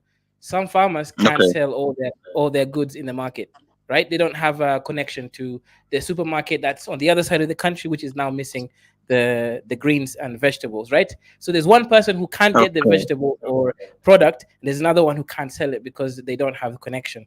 So if you create this website, this marketplace, it will connect farmers and food product producers. So whether it's finished product or not, to the people that actually wanted to buy directly from them, depending Exactly. on the size. So Exactly. this actually would Instead of revolutionize. taking it to the market where, okay, it's like another form of market where women instead go to the market to spend their whole time sitting down, they can just post it and someone out there want to buy it. Yeah, it's a good point. And you can keep more profit because you're cutting off a lot of middlemen in the process. Yeah, you're right. Exactly. That was my point. So even maybe some women might not even want to go to the market anymore where it's so hot. They have their maize, their corn, they just post it online. And out of a minute, someone sitting in his apartment need corn, That's true. Yeah, that we try to do that as well, but gradually people are picking. So this is the website I'm building now because we had an old one. I'm the one actually doing this one. I'm doing this one with Python. So it's for the free-minded academy. But this is on a free server, so it sleeps after 4 minutes. So if you go there for the first time, it might. No, because I'm still building. It's a staging one. It is not. Of course, you see, it's not a. So which website have you built that I can actually go and say, okay, Kifaru has experience. He has this one is stable. I mean, something that does not crash. Go to this one. Go to this one. I have so many because I work with the project. We have so many. I'll show you another one. There's so many. I'll send you my GitHub. That's why I say it's sleeping. It's going to load. I'm going to send you. Listen, do you understand what I say? Do you understand what I say? Do you understand? For 5 minutes. Do you understand what I say? I say it's staging. It's a free server. So because of that, they don't give you a free bandwidth. It's going to come. But I'm going to put a cron job on it today so that it's going to be on all the time. Guys, look at this, right? Look at this guy trying to scam us, right? Still loading. He's been 5 minutes. I didn't want you to open it on the live stream. No, exactly. Just give you. Yes. Do you know why most websites crash? There's so many reasons. Okay. You want me to tell you? I know the reasons, but my question now is, how are you guys capable of solving crash as a website developer? Are you capable? Yeah, of course. What do you mean by crash? Of course. If the website crash, maybe the code is not working or what? Maybe code, they got code that is all. Yep. Of course. Or that's easy to fix. Or sometimes guys, website crash because they're gonna tune in because they have. Noah's show. It's in 15 minutes. Because they have. They have too much traffic. YouTube. I have so many things. I'm a web developer, not just like some people do WordPress. Of course, sometimes I have clients. When people ask me, show me what you have done, I have so many websites are done for WordPress, but I don't really show it because to me it's basic. I always show something that has some programming in it. No, but if I remember, what people tend to miss out, it's not about how complex something is. It's can you do it right? So yes. If the WordPress is a good and stable, then that's what matters. It's the design. Yes. And Okay. Let me show you the other WordPress I did. No, I just did this with raw PHP for my friend, and he has a cleaning company. It's just apart from WordPress, can you also use another? Python. I said I use Python, Python and Vue.js. Okay. Yeah, WordPress, you don't need to be a programmer. You can go and learn how to do. You just have a good team builder. Yeah, I tell because people I don't buy like use using WordPress. Elementor. WordPress is like for beginners. Well, it can get advanced if you can program in PHP. You can still customize it. But since it is a framework, you need to understand how it's being done. It's a little bit complex. But if you want just buy a good team builder, I tell people go for Elementor. It's the best one, and you can build just website, but just website present. You can do your things, create your blogs, but when you want people like sign in, get your account, update your account, do stuff, then that is now out of WordPress. You can't really do that. Or if you have money, you need to start buying plugin, and those plugins depends on those who make them, and there's accountability issue. It's just a mess. So if you want like a very interactive website, just forget about website. But if you have a little business, you want to put it out there for people to see you, Okay, WordPress Pharaoh, is are you great. gonna sell us your channel for £30? I can buy it right now. No, I'll give it to Jude to make a Bantu supremacy channel. That will just be on the No, I want to buy it. You see, Pharaoh doesn't want money. I'll give it. What's I'll wrong give with it that? for free. I'll give it for free. No. I want to buy it. I want to buy it. Oh, I Kaiser, don't believe shut in up. Why do you want to do? Now you're gonna make Kifar to change his mind. Don't you know Kifar is my brother? I mean, No, I can also create Jude, one. Jude, do you think I need £30 gonna change my mind for £30? Exactly. What is it? This guy, Okay, man. I'll give you £100 for Pharaoh right now. Oh, come Tell it. on. Oh yeah, you're talking. You're getting hotter. I can afford £100. Give it to me. No, why do you need a channel, Kaiser? Let Why? Jude Because like to talk. Jude will be good for that space. Man. Kaiser, don't you have like 5 different channels? What happened to all these your channels? Did they get shut down or what? no, that's still there. This guy, man. A rude boy. Okay, a rude boy is asking a question about political parties. Yeah, let me explain. A rude boy, the Pan African Alliance is a political movement. We are actually creating political parties because if you have been online with me, I do believe the only way to change Africa is to get involved in politics. Okay, get involved. I'm not telling we're going to change it immediately, but get involved. So we and the people who think like me, we've come up with the idea that let's create this movement that we are going to create political parties all across Africa. Presently, as I speak, we have had a license in Ghana to open a political party. So that is great. So we are still working on Kenya, South Africa, Cameroon. We still want to pull. We want to do something else. So that's political party. It's for everyone. Nobody is in charge. It's just we want to get into politics because if you believe me or not, if you go to your parliament, you see a lot of dusties in those parliaments. Sometimes you say, "But why can't you be there?" So get a political party that can give you a seat, even if you're not the president, but can give you a seat to get into the parliament. So if we as a group we have so many of us in the parliaments in different African countries, then we can work together. That's just the idea.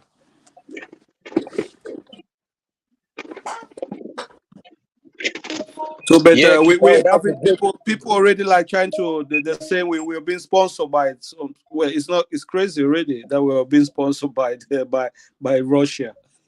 That's crazy, man. Who is saying You that see, stuff, man? But you can't politicians trust already Pharaoh, man. in some countries. Oh wow. Yeah, You see, Jude, Kaiser, what's Kifaro up? doesn't want to pay someone. He doesn't want to pay anyone. He doesn't want money. This guy's a communist. You can't trust him. He doesn't Oh, want shut up, money and he doesn't Kaiser. want to pay. Guys, so have you opened the website? I canceled it because it took too long. Now it's open now. I told you I'll fix it because Oh yeah, it's it's open sleepy. now. It's working. Okay, So I'm building this Yeah, from scratch, from yeah, this is everything. good. Yeah, it's Wow. good. Kifar, The okay. design Why does is still website going to be better. Eh? why does website take so long to open? Why? What is the No, problem? this one is working now. Maybe. No, I Yeah, go told ahead. you this is a saver. So when you go, this is what is called staging of website. So we create everything, we put it here, we test it before we send it out to the real one. So this is a Yeah, staging it's working. thing. It looks cool. Yeah, it's cool. It's gonna be better. I'm working by myself. You can go register, create your courses, create your You blog, see, do everything. everybody is speak, brother. Why don't you post videos, updates on what you're doing, Kifaru? Because you ain't doing nothing, Okay. right, Okay. Kifaru? Who is this? Who is this? Come Every to the boy. SCUP. It's a rude boy. You need to go. We need Man, you this from guy na Eritrea. Mumu guy. This guy na Mumu guy now. Waiting. Who be himself? Go to the SCUP YouTube channel. That's where Man, forget this guy. This guy is from Eritrea. Who know him?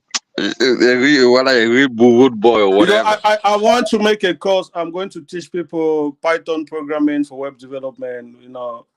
I want like 20 people. You'll be on Zoom. It'll be like a week thing. Oh yeah. So yeah. Did you finish? I'm gonna call you, man. I have to. Yeah, me and you haven't. I'm gonna call you. I'm gonna text you on Telegram anyway. So yeah. So I'm going to add more stuff. I'm going to add a lot of JavaScript to it. You can just check JavaScript. anytime. I'm familiar with JavaScript. Java, JavaScript, C#, C++. Are you sure? You're just talking. Are you sure?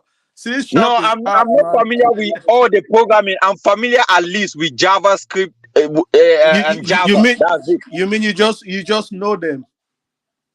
No, You know because what I they do? used to. Can you do. program in Java? No, I cannot. I wouldn't lie you. Okay, good. I was gonna I won't say lie stop you. copying. Yeah. No, I cannot. I'm not gonna tell you I cannot. Wow, so Kifao, you are, man, this is something that you can open a technology institute in Cameroon. Bro, sometimes I think, I am a tech guy because this website is linked to Amazon AWS. So it's I'm an AWS solution architect professional. I have Cisco. Oh, did you finish that? Did you finish it already? Yes, I'm a Cisco certified CCNA professional, so I'm good in networking. I'm a web developer. Then I'm still a Dusty, and I'm a Pan-Africanist. And you're a Dusty. This guy I'm said still a Dusty. Yeah. The way you see us, you say we are more dusty than you, of which you are a dusty guy too. I just, when you grow old, you keep dustiness behind. When I came to this panel, I was like the one that was always bringing too much hate, But when you came, I had to leave that for you. Oh, these guys when I came, we were probably on similar path, but I was on the other side of the coin. Kifao, my guy, man. That's what's up. Kaizo. So that business that we are talking about, Kifao, yeah, stank. What's that stank? What, Miss H? What is stank? What's that English word, stank? Man, forget about this guy, man. This guy doesn't know what he's talking about. He has been on my neck for a long time. I don't even want to mention. See this one saying Cameroonian men are insane. This Mumu girl is Somalian. This if you go Cameroon, Miss H, you are never going back. If you go Cameroon, you're never going Somalia. back. I mean, in Cameroon, do we even value Somalia? When they say you look like Somalia, it means you should just go and maybe commit suicide. So, I mean, Ethiopia, Somalia is like you have not eaten for a whole 2 months. If they say you look like Somalia or someone from Ethiopia, it's a curse. It's an insult, yeah. It's an insult, not even an insult, a curse. It means, man, you need to go and hide yourself somewhere. It's ignorance. People is just a bunch of ignorance. No, it's based on what we see. All these big belly and big head and skinny legs and skinny hands, they are from Ethiopians and Somalians. Those guys that have not ate for how many months, you want to come and compare yourself to Cameroonian? Are you kidding me? When you see people like Francis Gano, the way they look, do they look like people that look like people? Come on, man. Yeah, that's why I don't want to give him my channel because it's just going to be chaos. No, don't do that. I mean, what is the importance of these people to your channel anyway? I mean, they have no value. Come on, man. These are the kind of people what are you going to speak on that channel? What will you be speaking on that channel? You know that guy, that Bantu Israelite from Cameroon, he contacted me again. Maybe your first show, I'm gonna give him your contact so you can come over there and that guy from Bamenda?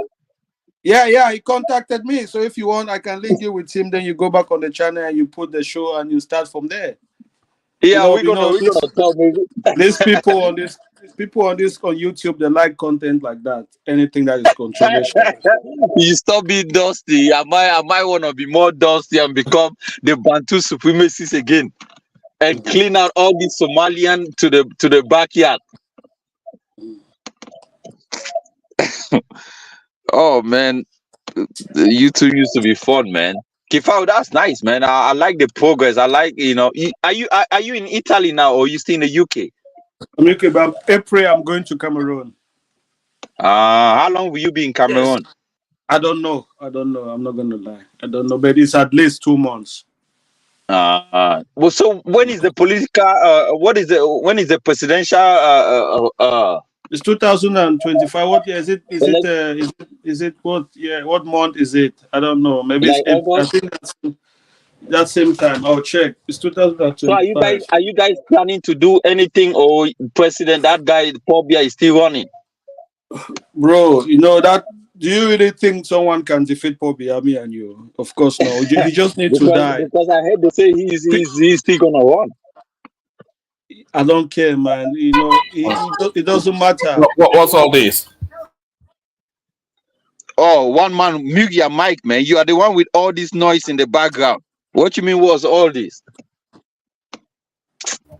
Yeah, all this Bantu talk. Have we run out of conversation? Now we're talking another about thing that I want to ask: why are Nigerians jealous of Bantus? Because I've watched a lot of Nigerians. They are now coming out saying they are Bantus.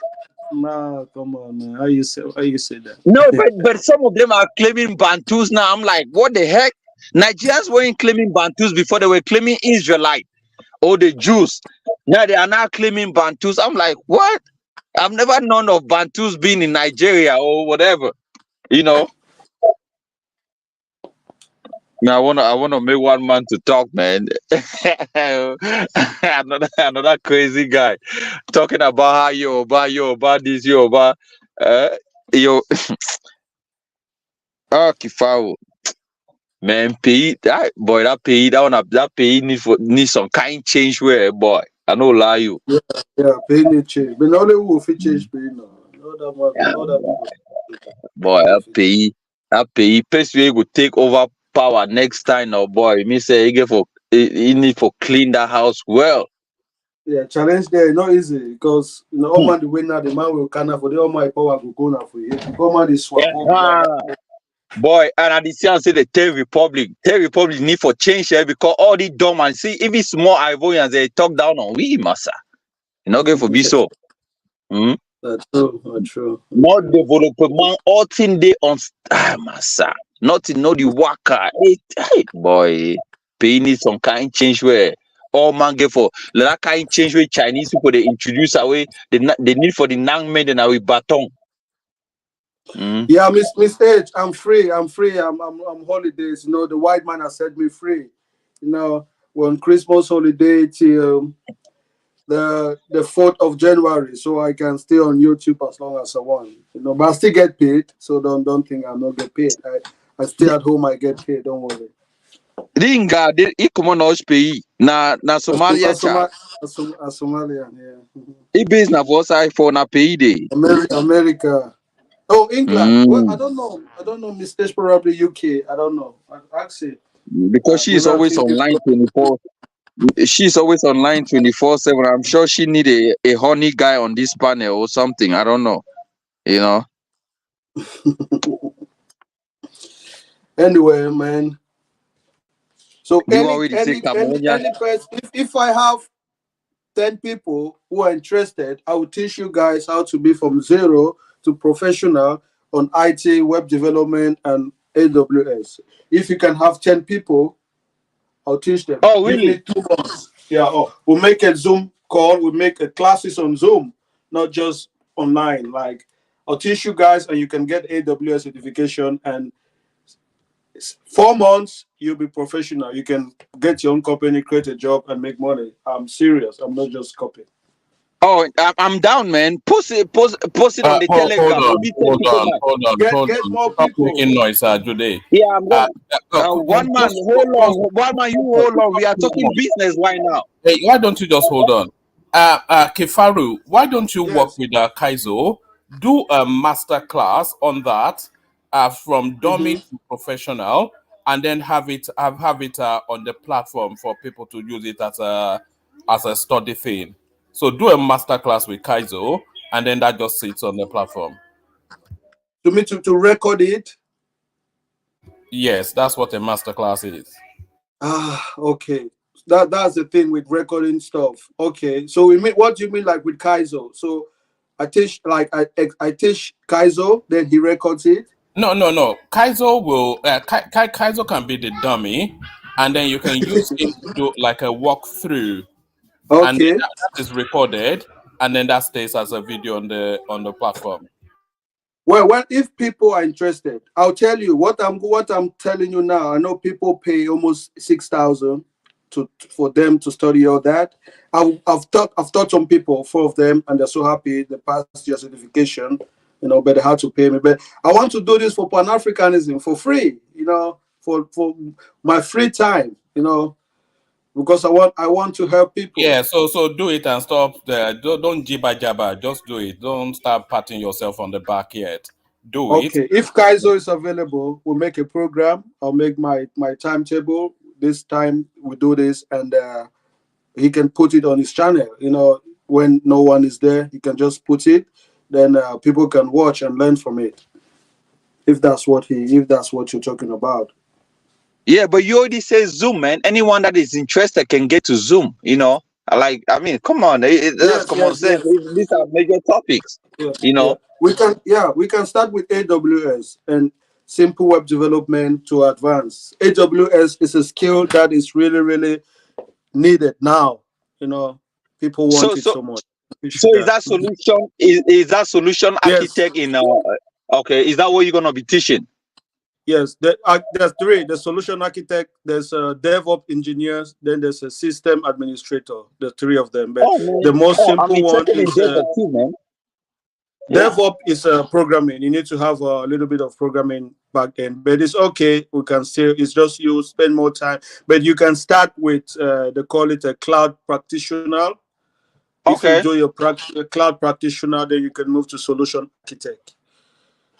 Wow. So if you have zero knowledge of computer terminologies and the computer, the online space, then I will advise you to go with the cloud practitioner. But if you're really versed with so many terms when it comes to IT, then you might be comfortable with solution architect. But some people just do everything. You start, sometimes you see people how they understand, you see how you can move, maybe you bring it down, but it's okay. It's something that is fun. Just knowing it is fun. You don't feel like stupid and dumb. You understand how this way works. And teaching people too is good because they still expand your brain. It doesn't make you dumb. I thought I learned a lot. Do not understand that. Exactly. Yeah. When I start teaching people, I learn a lot because they ask you question and you need to answer. And, exactly, because that's how technology is. It changes. A lot of you have to continuous development, continuous. Okay, good. People say they are down. Put your I don't know, Kaizo. You can have a list. If I have 10 people, we can start. It's fun. Let's not just talk dustiness online. Let's be productive. We don't need a black movement to build. We just need to do it. And we need to organize days. Sunday will be like a good day for Sunday, Monday. Of course, it'll be once a week because with my work, I once a week. That's good. That's like Sunday. Once a week, 4 hours. I can put that on Sunday. So it might different. It might change. But since it's going to be recorded, you can always pre-watch the video after and ask questions later.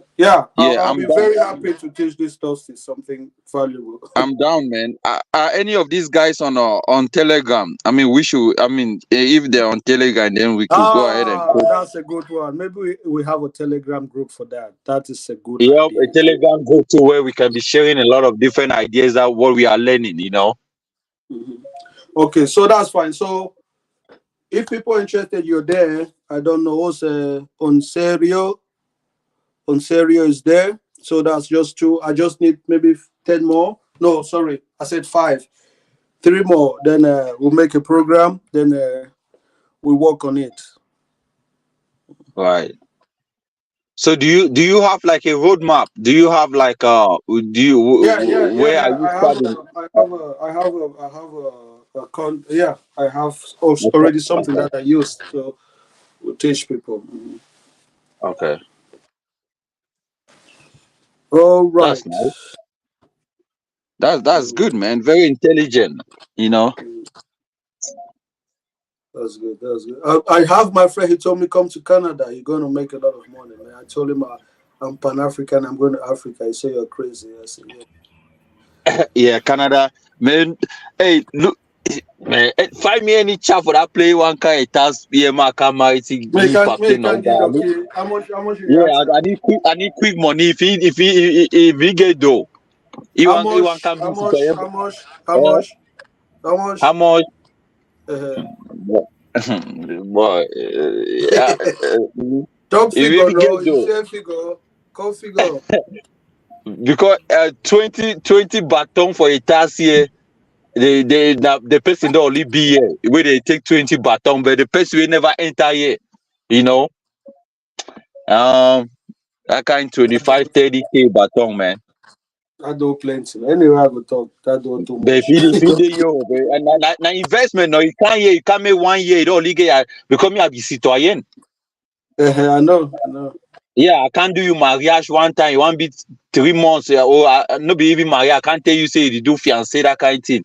You enter here, 1 week will go court. You want make that kind of 1 year, 6 months. You don't only get a donkey for hand. You want make 2 years. You don't be citoyen already. So another investment for you. So for person who be interested. And I know beside the rush, I just I need some kind of quick dough, man. Anyhow, okay. Any It seems like in China or that kind of side, any you get the way you say one be night task, and then not good for you.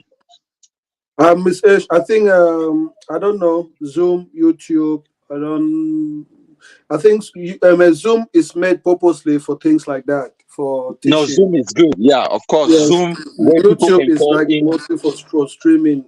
Zoom is Yeah. perfect. It was made for online for teaching people. Yeah, I will do a short stream about what you're going to learn. Then I'll paste it on. I'll send it to Kaizo. He's going to play it, and those who are interested. Even Then we can also create another group called Teams. Have you heard of Teams? yes, Teams is Microsoft. I don't use Microsoft on my computer. I don't. Okay, you can use Zoom Teams on. I don't know. Can you use it online? Yeah. Teams is good. I use Team. Teams is good. It's good for Well, messaging. there's always a solution. There's always it's not a problem to record that. On this app, I'm creating our own video streaming platform. So we're not going to use any of those. It's going to be an inbuilt one. It sounds complicated, but it's not. Wow, that's nice, man. I'm on it, man. So these people that are saying they're interested, how many people online I on don't Zoom know. or It's just you and Osteri. I don't know. Miss H is talking and not talking. I don't know. so She wants to know more. Anyway, it's out there. So if I have 5 people who are interested, we can make a day. Then we start. Yeah. Once a week, it's okay. Yeah, once a week is good. That's good. That's good, man. I appreciate that. That's